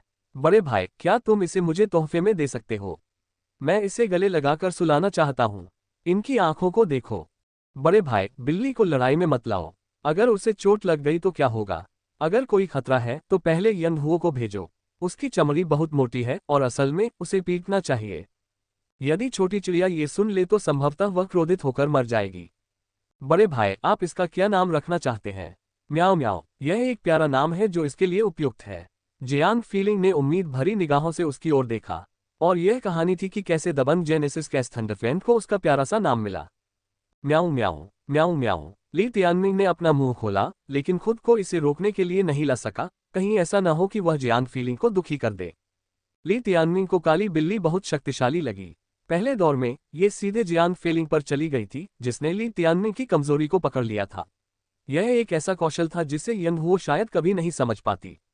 इसका स्वरूप तो आकर्षक था, लेकिन इसके व्यक्तित्व और शैली के कारण ये कभी भी वास्तविक अर्थों में आकर्षक नहीं हो सकता था। बहरहाल, काली बिल्ली के जन्म से ली तियानमिंग को बहुत मदद मिली थी, क्योंकि वह अपनी सीमाओं को पार कर चुका था।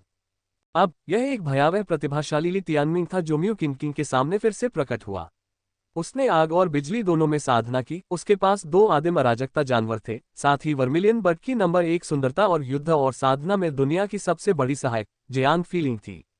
इसके विपरीत म्यू किनकिंग ने अपना जीवनबद्ध पशु खो दिया था और उसकी पशु शक्ति बिखरने लगी थी, जबकि उसका शरीर रक्तरंजित और दुर्बल हो गया था। कौन याद रख सकता है कि 3 साल पहले उस तूफानी रात में वह लिन शियाओटिंग की बाहों में लिपटी हुई थी और ठंडी निगाहों से देख रही थी जब ली तियानमिंग पर हमला हुआ और मिडास की मौत हो गई। ली तियानमिंग को ये बात बहुत स्पष्ट रूप से याद थी और उसने भी ऐसा ही किया। हालांकि इस विरोधाभास ने उसके मानसिक पतन में ही योगदान दिया। ऊपर देखो, ली तियानमिंग के पैर उसकी आंखों के सामने दिखाई दिए। फिर ठंडी लेकिन जानी पहचानी लगने वाली उंगलियों के एक सेट ने उसकी ठुड्डी को पकड़ लिया और उसके सिर को ऊपर की ओर धकेल दिया। पब फ्यूचर द्वारा विज्ञापन। संपर्क टॉस साइट मैप दान करें मेनू दिखाओ। उपन्यास ऑनलाइन पूरा पढ़े। उपन्यास बिन। उपन्यास युगों का पशु प्रधान अध्याय 138 देवता की तरह। गुणा प्रिय पाठकों, अधिक अध्यायों के अनुवाद में हमारी टीम की सहायता के लिए यहां दान करें। URL युगों का पशु प्रधान C138 एक देवता की तरह। पब फ्यूचर द्वारा विज्ञापन। अध्याय 138 देवता की तरह। म्यू किनकिंग ने ऊपर देखा और झटके से महसूस किया कि ली तियानमिंग की एक आंख सूरज की तरह चमक रही थी, जबकि दूसरी बादलों का एक काला सागर थी। ये किसी देवता के चेहरे को घूरने जैसा था। किनकिंग, क्या तुम्हें ये देखने के लिए दर्पण की जरूरत है कि तुम अभी कितनी बदसूरत हो? ली तियानमिंग के होंठ मुड़े। 3 साल। उसे इस मुकाम तक पहुंचने में 3 साल लग गए थे। उसे भीख मांगते और अपने पैरों पर रेंगते देखना एक सपने के सच होने जैसा था। उसके शरीर और आत्मा को इस तरह रौंदना किसी रोमांच से कम नहीं था। लेकिन ये तो बस पहला कदम था। उसे बहुत पहले से पता था कि म्यू किनकिंग उसका मुकाबला नहीं कर सकती, जब से उसने वेई गोआओ को हराया था। उसने अच्छी लड़ाई लड़ी, लेकिन बस इतना ही। अब ली तियानमिंग का लक्ष्य लिन शियाओटिंग पर आ गया था और केवल उसकी मृत्यु के बाद ही मिडास को शांति मिलेगी। जहां तक म्यू किनकिंग की बात है तो वह अब पूरी तरह से उसकी दया पर थी। एक उंगली ही उसे खत्म कर सकती थी और उसकी जलती हुई निगाहों के नीचे म्यू किनकिंग हिंसक रूप से कांपने लगी, इस हद तक कि उसकी आंखों को भी ध्यान केंद्रित करने में परेशानी हो रही थी। क्या तुम मुझ पर दया दिखा रहे हो जब तुमने कहा कि तुम नहीं चाहते कि मैं मरूं? उसने अपने होठों से शब्द निकाले। जिसने मुझे अभी अभी भोला कहा, तुम भी खुद काफी भोले हो। ली तियानमिंग हंसा, ये जानते हुए कि दया कभी कोई विकल्प नहीं था। मैं बस सोच रहा था कि मैं तुम्हें कैसे खत्म करूं। अगर मैंने तुम पर थोड़ी भी दया दिखाई तो मैं जानवर बन जाऊंगा। ली तियानमिंग ने हल्के से उसके गाल थपथपाए। उसके चेहरे पर एक ठंडी मुस्कान थी। अब जब मैं इसके बारे में सोचता हूं तो तुम्हें 1 या 2 बार चाकू मारकर मार देना तुम्हें बहुत आसानी से छोड़ देने जैसा है। म्यू किनकिंग कांप उठी। किस लिए? क्या तुम भूल गए हो वो पल जो हमने साथ में बिताए थे और उस समय तुमने मेरे साथ कैसा व्यवहार किया था? बेशक मैंने ऐसा नहीं किया और आपने मुझे इसके लिए भोला कहा, लेकिन आप सही हैं। और अब मैं फिर कभी ऐसा मूर्ख नहीं बनूंगा। ली तियानमिंग ने अपने ब्लेजिंग ड्रैगन चेन ब्लेड से ब्लेजिंग ड्रैगन फैन को अलग किया। बधाई हो, अब मुझे पता है कि मुझे तुम्हें कैसे संभालना चाहिए। यह मेरा तुमसे आखिरी ईमानदार वादा है। तुम आसानी से नहीं मरोगे, वरना मैं कभी भी मिडास का सामना नहीं कर पाऊंगा। पब फ्यूचर द्वारा विज्ञापन। उसके धधकते ड्रैगन के नुकीले दांत ने म्यू किनकिंग के शरीर को छेद दिया और वह चीख उठी। एक पल बाद एक पिल्ला की तरह सिकुड़ गई। उसने उसे बेतरतीब ढंग से नहीं मारा था, उसने उस वार से उसकी आत्मा के एक स्रोत को छेद दिया था। म्यू किनकिंग अब पूरी तरह से निकम्मी लग रही थी। उसकी उंगलियों ने चट्टान पर 5 खूनी निशान बना दिए थे। क्या यह एक दयनीय दृश्य था? ली तियानमिंग को ऐसा नहीं लगा। उस रात कौन उस पर दया करने वाला था जब वह बारिश में मिडास की लाश को अपने साथ मीलों तक ले जा रहा था? तुम्हारे 5 आत्मा स्रोतों की स्थिति मुझे वे बहुत अच्छी तरह याद हैं। चूंकि ब्लूशाइन विकसित हो चुका है, इसलिए तुम्हारे पास 2 और होने चाहिए। उन्हें तुम रख सकते हो किनकिंग। यह तय था कि वह उन सभी बातों को जानता था, क्योंकि वे सभी एक साथ बहुत समय बिताते थे। उसे अभी भी उनके साथ बिताए सबसे सुखद पल याद हैं, जब उन्होंने पहली बार आत्मा स्रोत प्राप्त किया था। हालांकि एक सैंडविच्ड वॉर सोल उसे पूरी तरह से धोखा देने के लिए पर्याप्त था। उसने 4 बार और वार किया, जिनमें से प्रत्येक ने एक आत्मा स्रोत को छेद दिया, जिससे उसकी जानवर की हवा में बिखर गई। जब उसका जानवर मर गया तब वह पहले से ही विकलांग थी, लेकिन ली तियानमिंग ने उसके अधिकांश आत्मा स्रोतों को कुचलकर उस प्रक्रिया को तेज कर दिया था। अब उसके पास 2 बचे थे। बिना मरे लाइटनिंग मैनर में वापस लौटना अभी भी उसके भीतर था। मैं तुमसे विनती करती हूँ, मुझे मार डालो। मुझे पता है कि मैंने पाप किया है। बस मुझे मार डालो। वह घुटनों के बल बैठ गई, आधी रोती हुई, आधी चीखती हुई। क्या वह अभी भी वही सफेद कमल का फूल थी जिसकी लोग प्रशंसा करते थे और जिससे ईर्ष्या करते थे? उसके बल उसके चेहरे पर बिखरे हुए थे और उसका शरीर खून से लथपथ था। जवाब स्पष्ट था। अब वह संगीत का सामना कर रही थी और जिस आदमी के साथ उसने गलत किया था वह उसके लिए संगीत बजा रहा था। ली तियानमिंग ने उसका सिर पकड़ लिया और उसे अपनी आंखों में देखने के लिए मजबूर किया। तुम और मैं दोनों जानते हैं कि ऐसा नहीं होने वाला है। किनकिंग, क्या तुम जानती हो कि मैं आज तुम्हें क्यों नहीं मारूंगा? तुम जियोगे और महसूस करोगे कि पिछले 3 सालों ने मेरे साथ कैसा व्यवहार किया। नहीं, 3 साल नहीं। तुम्हें बस तब तक सहना होगा जब तक मैं लिन शियाओटिंग को खूनी मांस के टुकड़ों में नहीं बदल देता और उस दृश्य को तुम्हारी आंखों में जला नहीं देता। तब तक रुको और मैं तुम्हें माफ कर दूंगा। क्या हुआ? ली तियानमिंग के चेहरे पर एक शैतानी मुस्कान नाच रही थी, लेकिन वह कौन था जिसने एक बार की ईमानदार मुस्कान को अब शैतानी तिरस्कार में बदल दिया था? आह! म्यू किनकिंग ने अपना मुंह खोला, लेकिन उसके कांपने से उसके शब्द असंगत हो गए थे। मुझे माफ कर दो। उसने अपने होठों से ये शब्द जबरन निकाले और उसके चेहरे पर आंसू बहने लगे। नहीं, नहीं, अभी हार स्वीकार करना बहुत जल्दी है। इसे उस दिन के लिए बचाकर रखो जब मैं लिन शियाओटिंग को मार डालूंगा। ली तियानमिंग अपने पैरों पर खड़ा हो गया और म्यू किनकिंग फर्श पर गिर गया। अपने शरीर को सहारा देने वाली केवल दो आत्माओं के साथ वह मौत के करीब थी। वास्तव में वह पहले ही बेहोश हो चुकी थी। ली तियानमिंग के लिए यह उसके बदले की पहली सीढ़ी थी। उसे मारना व्यर्थ था, उसका जीवित रहना उसके दुख को और बढ़ा देगा। वह उसे आसानी से जाने नहीं देना चाहता था। वह चाहता था कि वह लाइटनिंग मैनर में वापस लौट आए, ताकि वह पिछले 3 सालों से जो महसूस कर रहा था उसे अनुभव कर सके। इसमें ज्यादा समय नहीं लगेगा और लिन जियाओटिंग के उसके हाथों मरते ही सब कुछ खत्म हो जाएगा। फिलहाल वह उसे किसी ऐसी बात पर विचार करने देगा जिसका उत्तर वह जानता है। क्या शारीरिक पीड़ा सबसे बड़ी पीड़ा है, या दूसरों के आहत करने वाले शब्द और मानसिक आघात जिससे वह गुजर रही होगी? ली तियानमिंग उसे लाइटनिंग मैनर में पता लगाने के लिए छोड़ देगा। अभी माफी मांगना बहुत जल्दी थी। आखिरकार ली तियानमिंग का बदला अभी शुरू ही हुआ था।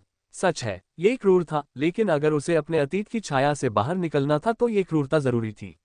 एक बार जब सब कुछ खत्म हो जाता तो वह फिर से आशावादी, खुशमिजाज, मौज मस्ती करने वाला लड़का बन सकता था और प्रार्थना करता कि उसे फिर कभी उसके जैसी कोई न मिले। जो बीत गया सो बीत गया। अभी के लिए उसे अपनी मां की जान बचाने के लिए एबिसल ट्रायल्स में अपनी जीत का दावा करना था। बाकी सब कुछ इंतजार कर सकता था। छोटी सी चिड़िया जियांग किंगलुआन और ब्लूफाई और वर्मिलियन बर्ड को एक द्वीप पर ले आई थी, जबकि वे दोनों आपस में बातें कर रहे थे।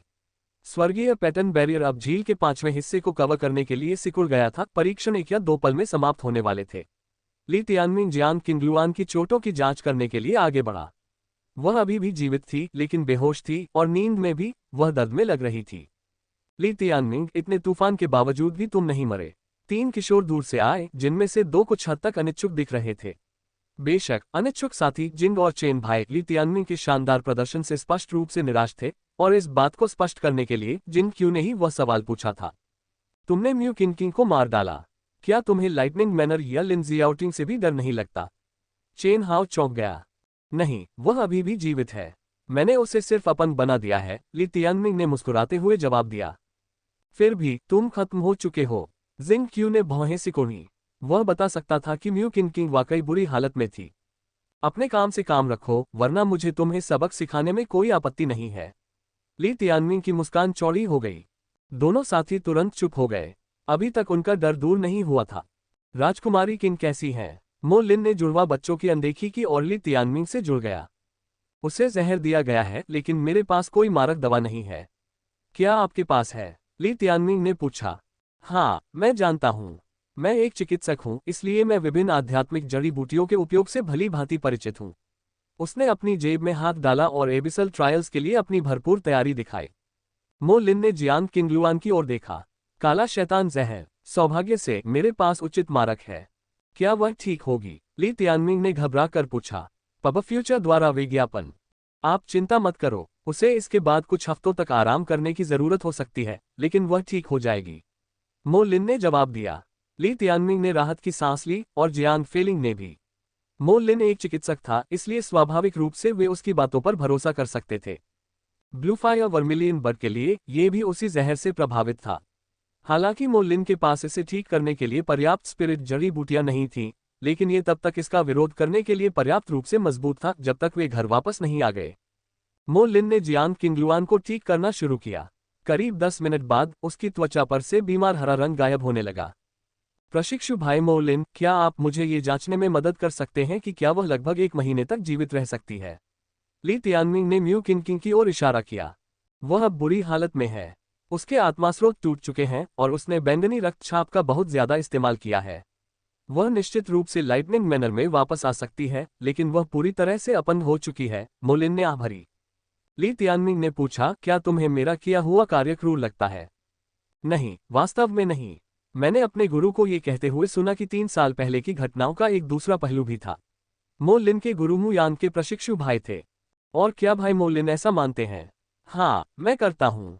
मो लिन ने उसकी आंखों में देखा और बिना किसी हिचकिचाहट के कहा। आश्चर्यजनक रूप से उसे विश्वास था कि यह लिन शियाओटिंग और म्यू किनकिंग की गलती थी। ली तियानमिंग के लिए यह आभारी होने के लिए पर्याप्त था और वह खुश था कि उसने उस दिन मो लिन को यूलिंगजी से बचाया था। दूसरा पक्ष, क्या आप ये सुझाव दे रहे हैं कि म्यू किनकिंग और लिन जियाओटिंग ने आपको फंसाया है और सेंक्विस्ट वॉज सोल शुरू से ही आपका था? चेन हाओ ने सवाल किया। जिंग क्यू ने तेज सांस ली। चेन हाओ, तुमने अभी क्या कहा? मेरे पिता ने पहले भी इस बारे में बताया था, लेकिन मुझे पहले इस पर यकीन नहीं हुआ। आप देखिए, चेन हाओ ने ली तियानमिंग की ओर एक जटिल नजर डाली। तो क्या वह वास्तव में उन अफवाहों में दिखाया गया गंदा अपराधी नहीं था और वास्तव में पीड़ित था? और फिर भी इन परिस्थितियों में जब आपके जीवनबद्ध जानवर को मार दिया गया और आपके सेंक्विस्ट वॉज सोल को लूट लिया गया, तो आप फिर भी बदला लेने के लिए वापस आ गए। ली तियानमिंग के बारे में उनकी राय तब बदल गई जब उन्होंने चौंकाने वाले मोड़ को समझा। चाचा चेन ने ऐसा कहा। जिंग क्यू ने ली तियानमिंग को घूर कर देखा। वह मूर्ख नहीं था, और अगर इतने सारे वरिष्ठों ने ऐसा दावा किया था तो ऐसा लगता था कि उन्होंने जो कहा वह सच था।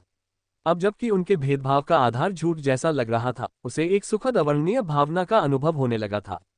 हालांकि उनकी चर्चा का विषय उनकी राय से बिल्कुल अलग था। वह बस जियांग किंगलुआन के पास खड़ा था, चुपचाप उसके जागने का इंतजार कर रहा था।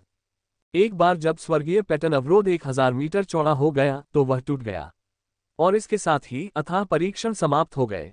अब किसी भी क्षण स्वर्ग के नंदन ग्रह से प्रतिनिधि प्रकट हो सकते हैं। वॉल्यूम 1 का अंत, द एक्स्ट्राऑर्डिनरी डुओ। अगला, खंड 2, जीवन का अभिशाप। पब फ्यूचर द्वारा विज्ञापन। संपर्क टॉस साइट मैप दान करें। मेनू दिखाओ। उपन्यास ऑनलाइन पूरा पढ़े। उपन्यास बिन। उपन्यास युगों का पशु प्रधान, अध्याय 139, स्वर्ग के नंदन से निरीक्षक। गुणा प्रिय पाठकों, अधिक अध्यायों के अनुवाद में हमारी टीम की सहायता के लिए यहां दान करें। URL: युगों का पशु प्रधान, C139, स्वर्ग के नंदन से निरीक्षक। एड्स बाय पब फ्यूचर, अध्याय 139, स्वर्ग के नंदन से निरीक्षक। खंड 2, जीवन का अभिशाप। आकाश में काली ध्वनियां बिखरने के साथ ही टूटे हुए स्वर्गीय पैटर्न बैरियर के टुकड़े उनके चारों ओर गिर गए। पूरे क्षेत्र में सन्नाटा छा गया। जियांग किंगलुआन के शरीर से धीरे धीरे काला शैतान जहर हटाया जा रहा था, और वह ठीक समय पर जाग गई और उसने देखा कि अवरोध गायब हो रहा है। हालांकि जियांग फीलिंग उत्साहित थी, लेकिन उसके लिए अपने आध्यात्मिक रूप से अलग होने का यह उपयुक्त समय नहीं था। जैसे ही जियांग किंगलुआन ने अपनी आंखें खोली, उसने एक किशोर की धुंधली छवि देखी जो उसकी ओर देख रहा था। उसकी मुस्कान बहुत चमकदार थी, जो सूरज से भी ज्यादा चमकदार थी, जो किसी को भी तुरंत खुश कर सकती थी। ली तियानमिंग, वह अभी भी जमीन पर थी, इसलिए ली तियानमिंग ने उसे एक चट्टान के सहारे खड़ा किया। क्या लिंग एर तुम्हारे साथ है? यह पहली बात थी जो जियांग किंगलुआन ने पूछी। मैं यहाँ हूँ किंग एर, बड़े भाई ने तुम्हें बचाया है, जियांग फेलिंग ने फुसफुसाते हुए कहा, जैसे ही उसने अपना आध्यात्मिक रूप समेटा और जियांग किंगलुआन के सामने कुछ देर के लिए प्रकट हुई, फिर जल्दी से ली तियानमिंग में वापस चली गई। मुझे बचा लिया। उसका सिर गड़बड़ हो गया था और तभी उसे याद आया कि क्या हुआ था। ठीक है, वो कुतिया म्यू किंग कहाँ है? उसने बैंगनी रक्तछाप का उपयोग करने की हिम्मत कैसे की? और ब्लू कहाँ है? जियांग किंगलुआन ने चारों ओर देखा और अपने ब्लूफायर वर्मिलियन बर्ड को अपने बगल में आराम करते हुए पाकर राहत महसूस की। जहर के बारे में ली तियानमिंग की व्याख्या सुनने के बाद उसने ब्लू को आराम करने के लिए अपने जीवनबद्ध स्थान में वापस रख दिया। वह अभी भी कमजोर थी और मुश्किल से चलने की भी ताकत थी। तुमने मुझे बचाया। जियांग किंगलुआन ने उसे घूर कर देखा। एड्स बाय पब फ्यूचर, मेरी तरफ ऐसे मत देखो। अगर तुम मुझसे वादा करोगी तो मैं इसे स्वीकार नहीं करूंगी। मुझे प्रेम त्रिकोण में कोई दिलचस्पी नहीं है, खासकर मेरी गर्लफ्रेंड की सबसे अच्छी दोस्त के साथ। ली तियानमिंग ने सीधे चेहरे से मजाक किया। तो फिर तुम कहीं मर क्यों नहीं जाते? जियांग किंगलुआन ने उसे एक भयंकर नजर से देखा। पहले तो वह उसके प्रति बहुत आभारी थी, लेकिन अब वह बस उस बेवकूफ के चेहरे पर मुक्का मारना चाहती थी। क्या ये सब तुम्हारा ही था?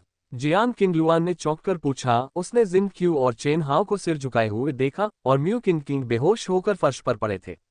वह विशेष रूप से खुश थी कि म्यू किंग को हरा दिया गया था। वह भी ली तियानमिंग के एबिसल ट्रायल में भाग लेने के उद्देश्य से अवगत थी, और अब यह स्पष्ट था कि म्यू किंग एलिसियम में लिन शियाओटिंग के साथ शामिल नहीं होगी। वह ये याद किए बिना नहीं रह सकी कि कैसे म्यू किंग ने जंगली जानवरों के एक दल के साथ उसे हराया था, और वही ये देखकर खुश थी कि म्यू किंग को इसके लिए दंडित किया जा रहा है। बुरा नहीं है, लेकिन तुम यह मत सोचना कि मैं तुम्हें सिर्फ इसी वजह से लिंग एर के साथ रहने दूंगा, जियांग किंगलुआन ने कहा। आपकी अनुमति? क्या ये खाने योग्य है? क्योंकि मुझे इसकी जरूरत नहीं दिखती। ली तियानमिंग ने अपनी आंखें घुमाई। बड़े भाई किंग एर पर इतना कठोर मत बनो। जियांग फेलिंग मुस्कुराया। जो भी हो, जियांग किंगलुआन का मुख्य ध्यान अभी आराम पर था। उसके शरीर की वर्तमान स्थिति को देखते हुए उसे बाद में युद्ध के मैदान से बाहर ले जाने के लिए ली तियानमिंग की आवश्यकता हो सकती है। परीक्षण कैसे हुए? जियांग किंगलुआन ने पूछा और ली तियानमिंग ने उसे सब कुछ समझाया जो हुआ था। तो तुम्हें एबिसल ट्रायल्स में प्रथम स्थान मिला है और साथ ही बहुत सारा मन्ना भी। कितना भाग्यशाली आदमी है, और तुम स्वर्ग के एलिसियम भी जाओगे। बधाई हो ली तियानमिंग। अच्छा हुआ, और क्या तुम्हें नहीं लगता कि तुम लिंग र को अपने साथ ला सकते हो? जियांग किंगलुआन उसके लिए खुश और चिंतित दोनों थी। उसे जियांग फीलिंग को जाने देना मुश्किल लग रहा था और उसे चिंता थी कि ली तियानमिंग उसकी अच्छी तरह से देखभाल नहीं कर पाएगा।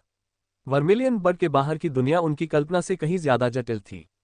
ठीक है, हम देखेंगे। कौन जानता है कि हम परीक्षणों से क्या हासिल करेंगे, ली तियानमिंग ने जवाब दिया। उसने कहा वह अपनी जीत के बारे में लगभग 90% आश्वस्त था, क्योंकि उसके हाथों में गहरा मन्ना था। जो भी हो, मुझे लगता है कि हम सबसे पहले भाई तियानमिंग को बधाई देंगे। अब से आप एलिसियम के शिष्य होंगे, लेकिन वर्मिलियन बर्ड में हम लोगों को मत भूलना। मो लिन मुस्कुराया। चेन हाओ और जिन क्यू के लिए उन्होंने एक शब्द भी नहीं कहा। भले ही ली तियानमिंग ने उनसे कुछ भी न कहा हो, लेकिन दोनों को नहीं पता था कि उसका सामना कैसे करना है, खासकर उस मजाक और उपहास के बाद। अरे वे ये भी नहीं जानते थे कि अपनी माताओं का सामना कैसे करना है। आखिरकार वे न केवल एलिसियम में प्रवेश करने में विफल रहे, बल्कि वे वास्तव में ली तियानमिंग के खिलाफ 2-1 लड़ाई में पराजित हुए।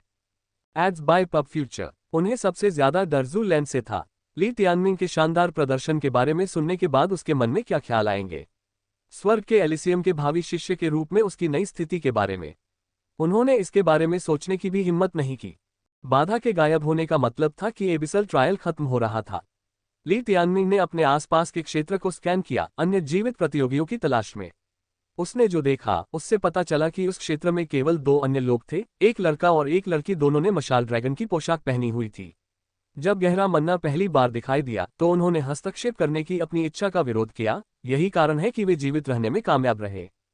उन 2 के अलावा ऐसा लगता है कि कोई और नहीं बचा है। इसका मतलब ये भी था कि एक्वामरीन के प्रतिभागियों का पूरी तरह से सफाया हो गया था। टॉर्च ड्रैगन के लिए 4 की मृत्यु हो गई थी, 2 जीवित बचे और एक यूलिंग को पीछे छोड़ दिया गया था। वर्मिलियन बर्ड के लिए ये किसी चमत्कार से कम नहीं था, क्योंकि मोलिन को बचाने की जरूरत थी। चेन हाओ और जिनक्यू ने हार मान ली थी और जियांग किंगलुआन का अपहरण हो गया था। कोई भी नहीं मरा था, केवल बेहोश मू किंग ही मौत के सबसे करीब था। ली तियानमिंग एबिसल ट्रायल्स जीतने और एलिसियम का शिष्य बनने के लिए बधाई, टॉर्च ड्रैगन से बचे 2 लोगों में से एक ने कहा। वर्मिलियन बर्ड कितना भाग्यशाली है। हम 2 ही बचे हैं, लेकिन जब इसे एक्वामरीन के बगल में रखा जाता है। चूंकि म्यू किंग ने 2 को मार डाला और युएलिंग जी ने 2 अन्य को मार डाला, अन्य 3 को या तो युएलिंग जी ने पहले ही मार डाला था या अन्य कारणों से उनकी मृत्यु हो गई थी। क्या टॉर्च ड्रैगन से युएलिंग जी भी नहीं है? ली तियानमिंग ने पूछा। वह आखिरी मिनट में आई थी। उन्होंने कहा कि वह टॉर्च ड्रैगन में छिपे हुए कबीले से थी, लेकिन मैंने उसे पहले कभी नहीं देखा, टॉर्च ड्रैगन के युवक ने जवाब दिया। अपनी जुबान पर काबू रखो जब तक कि तुम्हें जीवन बहुत उबाऊ न लगे। कोने से एक दुखी आवाज गूंजी। युएलिंग जी, जो अपनी हार के बाद एक द्वीप पर छिपी हुई थी, आखिरकार सामने आए। इस तरह से उनमें से 9 लोग मारे गए, जिनमें से 11 की मौत हो गई। ली तियानमिंग ने 1 को मार डाला था, युएलिंग जी ने जाहिर तौर पर 8 को मार डाला था। उस स्थिति में म्यू किंग को 2 अन्य लोगों को मारना चाहिए था। वे 2 थे, गु सुयू और ली किंगचिन। युएलिंग जी की धमकी सुनकर टॉर्च ड्रैगन के बाकी 2 लोगों ने बोलना बंद कर दिया। युएलिंग जी ने खुद ली तियानमिंग को एक ठंडी मुस्कान दी और अपनी छाती के सामने हाथ जोड़कर प्रतीक्षा करने लगी। करीब 1 मिनट बाद शिष्यों के सामने 2 लोग प्रकट हुए, एक पुरुष और दूसरी महिला। वे दोनों मध्यम आयु वर्ग के थे और बेहद मजबूत साधक लग रहे थे। उस आदमी ने एक लंबा काला लबादा पहना हुआ था, उसकी बाज जैसी आंखों में एक काली लौ जल रही थी। इसके विपरीत महिला ने एक सफेद लबादा पहना हुआ था जो उसके शरीर को पूरी तरह से छिपा रहा था। उसकी बर्फीली विशेषताएं एक अप्राप्य हवा दे रही थीं। Ads by pub future. दोनों की शक्ल ने तुरंत ही सबका ध्यान अपनी ओर खींच लिया। जिस आभा से वे बाहर निकल रहे थे उससे ये स्पष्ट था कि वे एलिसियम के प्रतिनिधि थे। अपनी श्रेष्ठ पहचान और अपनी भयावह आभा के साथ उनकी एक नज़र युवाओं को घुटनों के बल गिरा सकती थी। दोनों एक पूरी तरह से अलग दुनिया में थे, यहाँ तक कि म्यू यान को भी उनका सम्मान करना होगा, क्योंकि वे हर एक स्वर्ग के पवित्र स्थान, स्वर्ग के एलिसियम के मुख्यालय से थे। आप सभी अभी भी युवा हैं, इसलिए आप में से अधिकांश शायद मुझे नहीं जानते होंगे। मैं जिन यीशुआन हूँ और यह सॉन्ग यीशुआ है। हम स्वर्ग के एलिसियम से उपनिरीक्षक हैं, जो इस क्षेत्र के 18 देशों के फ्लेमियोलोस्कियन संस्थानों के प्रभारी हैं। जिन यीशुआन ने कहा, उनकी गंभीर आवाज उन पर पहाड़ की तरह भारी पड़ रही थी। 18 राष्ट्र। जब ली तियानमिंग छोटा था तो उसे लगता था कि वर्मिलियन बर्ड पूरी दुनिया है, और उसे टॉर्च ड्रैगन और एक्वामरीन के बारे में तब पता चला जब वह थोड़ा बड़ा हुआ। लेकिन भले ही वे सिर्फ उपनिरीक्षक थे, लेकिन वे कुल 18 राष्ट्रों के प्रभारी थे। यह सुझाव देने के लिए पर्याप्त था कि उनका पद वेई तियानकांग से भी ऊंचा था, जो कि शक्तिशाली था। दोनों इंस्पेक्टरों को नमस्कार। जियांग किंगलुआन ने वर्मिलियन बर्ड से उन लोगों की ओर इशारा किया और उन्हें दोनों उपनिरीक्षकों का अभिवादन करने के लिए ले गया। शाही परिवारों में पैदा हुए लोगों के लिए यह एक बुनियादी ज्ञान था कि बातचीत करते समय उपनिरीक्षकों के शीर्षक के आगे वाइस को सहजता से हटा दिया जाए। कितना अजीब है, आप में से कोई भी उस आत्मा के खतरे से नहीं मरा, सोंग येक्सु ने अचानक कहा। केवल एक व्यक्ति जिसने ली तियानमिंग को सारी बिजली को अवशोषित करते देखा था, वह बेहोश म्यू किंग था, और कोई भी नहीं, यहां तक कि मोलिन भी नहीं जानता था कि यह घटना ली तियानमिंग के जानवर के जन्म के कारण हुई थी। ऐसा इसलिए हुआ क्योंकि हम छिपे हुए थे, मोलिन ने सम्मानपूर्वक कहा। उम्मीद है ये दोनों वरिष्ठों से म्याओ म्याओ के जन्म को छिपाने के लिए पर्याप्त था। हम एबिसल ट्रायल खत्म हो गया है। ड्रैकोनिक वाटर ओबेलिस्क किसने प्राप्त किया? जिन यीशुआन ने पूछा। और इसके साथ ही एबिसल ट्रायल का सबसे रोमांचक क्षण आ गया था। निरीक्षकों की एक ही घोषणा के साथ ली तियानमिंग स्वर्ग के एलिसियम में शिष्य के रूप में शामिल हो जाएगा, एक ऐसी दुनिया में उड़ान भरेगा जिसकी बाकी लोग कल्पना भी नहीं कर सकते। इंस्पेक्टरों, यह मैं हूं, वर्मिलियन बर्ड से वेई कबीले का ली तियानमिंग। ली तियानमिंग ने उत्तर दिया। वेई तियानकांग के साथ अपने समझौते के अनुसार ली तियानमिंग वेई कबीले का प्रतिनिधि था, और वेई जिनको बचाया जा सकता था यदि वह वेई कबीले के लिए सम्मान जीतता। हालांकि ली तियानमिंग को कुछ देर बाद एहसास हुआ कि दोनों इंस्पेक्टरों की तरफ से कोई प्रतिक्रिया नहीं आई है, इसलिए उसने उनके चेहरों की तरफ देखा। सोंग येक्सु दूर से उस युएलिंग जी को क्यों देख रहा था? निरीक्षक, उनके चेहरे से यह स्पष्ट था कि उन्होंने परीक्षणों की लाइव निगरानी नहीं की थी और केवल अवरोध के गायब होने के बाद ही आए थे। इससे यह भी पता चलता है कि म्यू किंग बैंगनी रक्तचाप का उपयोग करके भागने में सफल क्यों रही। लेकिन सोंग येक्सु यूलिंग जी को क्यों देख रहा था? ली तियानमिंग, मुझे ड्रैकोनिक जल ओबेलिस्क दिखाओ, सोंग येशु ने आदेश दिया, जिससे बहस के लिए कोई जगह नहीं बची। ये रहा। ली तियानमिंग ने सोचा कि वे अंतिम पुष्टि कर रहे थे, लेकिन जिस क्षण उसने गहरा मन्ना बाहर निकाला, पानी की एक छोटी सी लहर ने मन्ना को बहाकर यूलिंग जी के हाथ में रख दिया। इंस्पेक्टरों, इसका क्या मतलब है? ली तियानमिंग ने पूछा। सभी के मन में एक ही सवाल था, क्योंकि वे उस खजाने को वापस क्यों लेंगे जिसके लिए ली तियानमिंग ने इतनी मेहनत से लड़ाई लड़ी थी। क्या एलिसियम इतना कंजूस था कि वे उसे मन्ना नहीं दे रहे थे? क्या? सोंग येशु ने उसे घूर कर देखा। मुझे समझ नहीं आ रहा। ली तियानमिंग को इस बारे में बुरा लग रहा था। जिन यीशुआन मुस्कुराया। मुझे समझाने दो, ली तियानमिंग, आप एबिसल ट्रायल्स के विजेता के लिए निर्धारित पुरस्कार कैसे छीन सकते हैं? ली तियानमिंग वहीं पर स्तब्ध रह गया। वह पुरस्कार छीन लेगा। Ads by pub future. संपर्क टॉस साइट मैप दान करें, मेनू दिखाओ। उपन्यास ऑनलाइन पूरा पढ़े। उपन्यास बिन। उपन्यास युगों का पशु प्रधान अध्याय 140 सातवां पुरस्कार विजेता ली तियानमिंग। गुणा प्रिय पाठकों, अधिक अध्यायों के अनुवाद में हमारी टीम की सहायता के लिए यहां दान करें। URL। युगों का पशु प्रधान C 140 सातवां पुरस्कार विजेता ली तियानमिंग। पब फ्यूचर द्वारा विज्ञापन अध्याय 140 सातवां पुरस्कार विजेता ली तियानमिंग। सर इंस्पेक्टर, मैंने यूएलिंग जी को हराया और ड्रैकोनिक वाटर ओबेलिस्क हासिल किया। क्या मैंने एबिसल ट्रायल्स में पहला स्थान नहीं लिया था? ली तियानमिंग ने पूछा। किसने कहा कि ओबेलिस्क प्राप्त करने का मतलब प्रथम स्थान है? ओबेलिस्क के प्रकट होने पर परीक्षण समाप्त हो जाते हैं। ये पुरस्कार था, आपको इसे छीनने की अनुमति किसने दी? सोंग येक्सु ने चिल्लाया, और ली तियानमिंग के कंधों पर एक निराकार दबाव पड़ा। एबिसल ट्रायल्स का निर्धारण उस व्यक्ति द्वारा किया जाता था जिसने सबसे ज्यादा हत्याएं की थीं। यूएलिंग जी ने 8 लोगों को मारा था, इसलिए वह नंबर 1 है। यही वजह है कि पुरस्कार ओबेलिस्क दिखाई दिया। अन्यथा हम पुरस्कार के रूप में पानी प्रकार के मन्ना का उपयोग क्यों करेंगे? क्या आप इसका उपयोग भी कर सकते हैं? जिन यीशुआन ने कहा। यह सिर्फ ली तियानमिंग की बात नहीं थी। यूलिंग जी के अलावा बाकी सभी लोग हैरान थे। शुरू में सभी का मानना था कि जो सबसे ज्यादा हत्या करेगा वही जीतेगा, लेकिन बाद में यह बात बदल गई कि वह अपनी उपस्थिति के साथ ओबेलिस्क का धारक बन गया। अब जबकि परीक्षण समाप्त हो चुके हैं, वे कह रहे हैं कि जीतने की शर्त हत्याओं की संख्या है। ली तियानमिंग को तब ज्ञान की प्राप्ति हुई जब उसने यूलिंग जी को मुस्कुराते हुए देखा। सब कुछ शुरू से ही तय था। नियमों को जानबूझकर अघोषित रखा गया था ताकि जरूरत पड़ने पर उन्हें बदला जा सके। अगर यूएलिंग जी ने ओबेलिस्क प्राप्त कर लिया तो उसका स्वामी होना जीत की शर्त होगी। अगर उसने ऐसा नहीं किया तो सबसे ज्यादा लोगों को मारना जीत की शर्त होगी। और अगर उसने सबसे ज्यादा लोगों को नहीं मारा तो भी कोई दूसरा कारक उसे विजेता बना देगा। ये शोरगुल, साथ ही 11 लोगों की मौत, सब सिर्फ यूलिंग जी को स्वर्ग के स्वर्ग में भेजने के लिए। उसकी क्या हैसियत थी? ली तियानमिंग बेशक गुस्से में था। वे जिन को बचाने का यही एकमात्र तरीका था। पब फ्यूचर द्वारा विज्ञापन। हालांकि इन दोनों इंस्पेक्टरों की हैसियत वे तियानकान से भी ज्यादा थी। ली तियानमिंग उनके निजी खेल पर उनके फैसले को कैसे नकार सकते थे? शक्तिशाली बनने से पहले कमजोर लोग मूक शतरंज के मोहरे मात्र थे, जिनका भाग्य इधर उधर घुमाया जाना और जहां आवश्यक हो वहां त्याग दिया जाना था।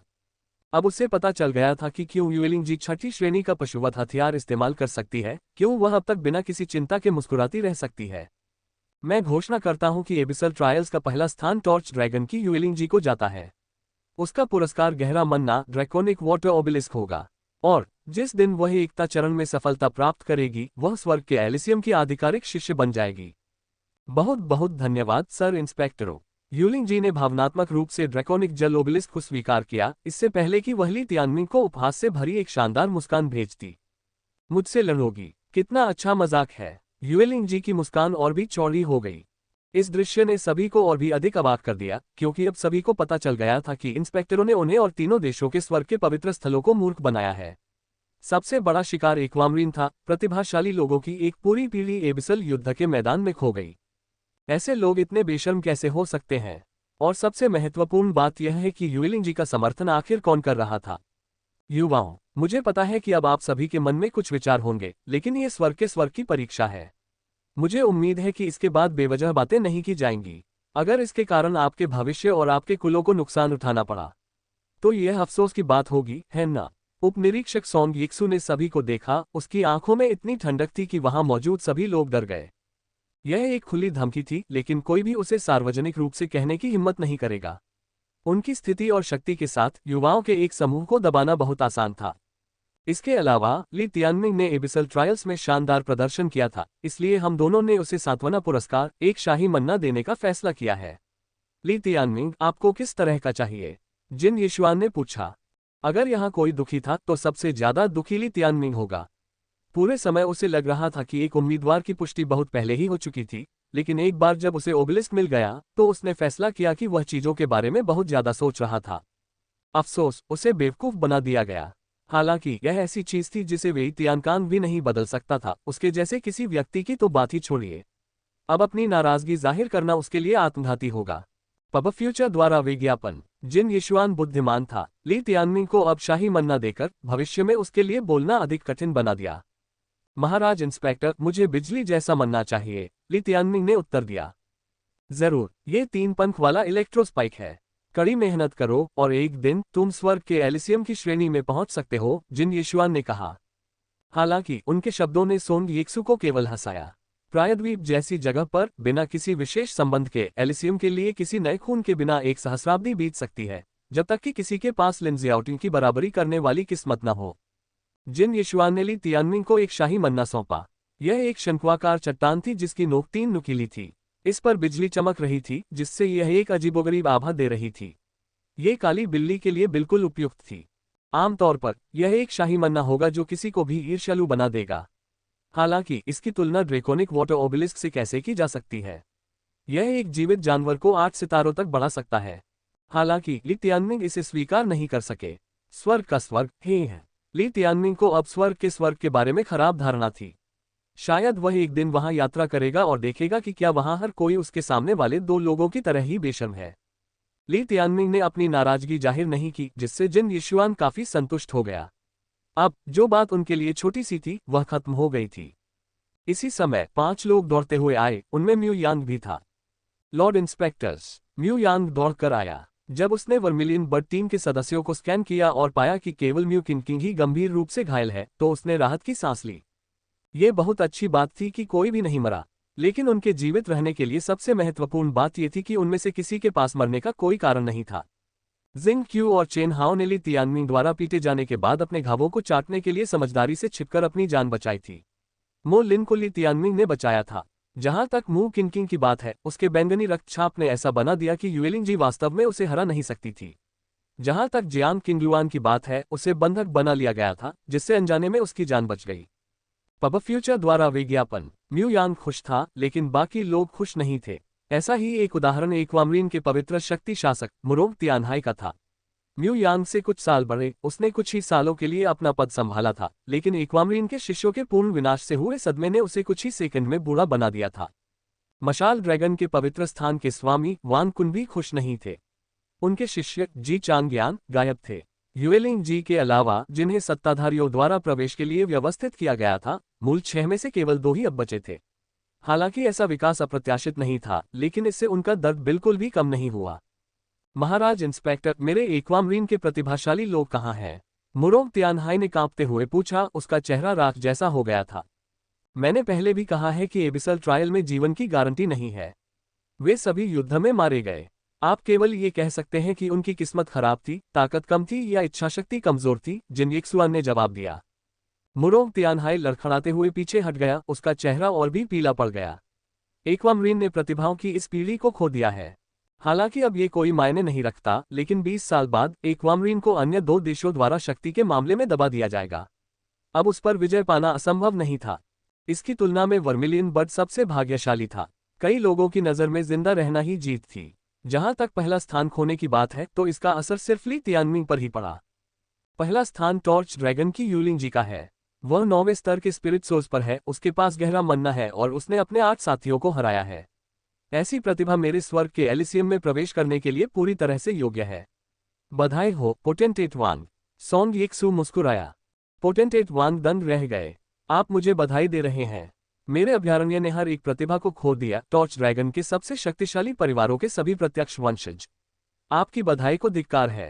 वह यूलिंग जी मेरे अभयारण्य में भी नहीं है।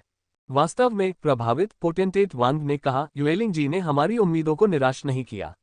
उनकी ओर से मैं लॉर्ड इंस्पेक्टर्स को धन्यवाद देता हूँ। जिन यिक्सुआन और सोंग यिक्स्यू से। आओ मैं तुम्हारा परिचय करवा दूं। जिन यिक्सुआन के बगल में 2 और लोग थे। एक अधेड़ उम्र का आदमी था जो मू यांग की उम्र का था, जबकि दूसरा बूढ़ा आदमी था। दोनों ने सफेद कपड़े पहने हुए थे और ताकत से भरे हुए थे। बूढ़ा आदमी अभी भी मजबूत और मांसल था, वह एक शक्तिशाली व्यक्ति था। वास्तव में ऐसा लग रहा था कि वह मौजूद शक्तिशाली लोगों से हार नहीं गया था। ये यूलिंग होंग है, टॉर्च ड्रैगन के छिपे हुए कबीले यूलिंग कबीले का नेता। जिन यिक्सुआन ने बूढ़े आदमी की ओर इशारा किया। दोनों शक्तिशाली व्यक्तियों, मैं लंबे समय से आपसे मिलने का इंतजार कर रहा था। बूढ़े व्यक्ति ने अभिवादन में अपनी मुट्ठियां बांध ली। नमस्ते सीनियर, म्यू यांग ने भी इशारा किया। हालांकि अगर वे टॉर्च ड्रैगन के छिपे हुए कबीले थे, तो क्या वांग कुन को उनका परिचय नहीं कराना चाहिए था? इंस्पेक्टर भी उनके बहुत करीब लग रहे थे। और वे यहाँ कैसे पहुंचे? केवल शक्तिशाली लोग ही लोगों को यहाँ ला सकते थे। पब फ्यूचर द्वारा विज्ञापन। संपर्क टॉस साइट मैप दान करें।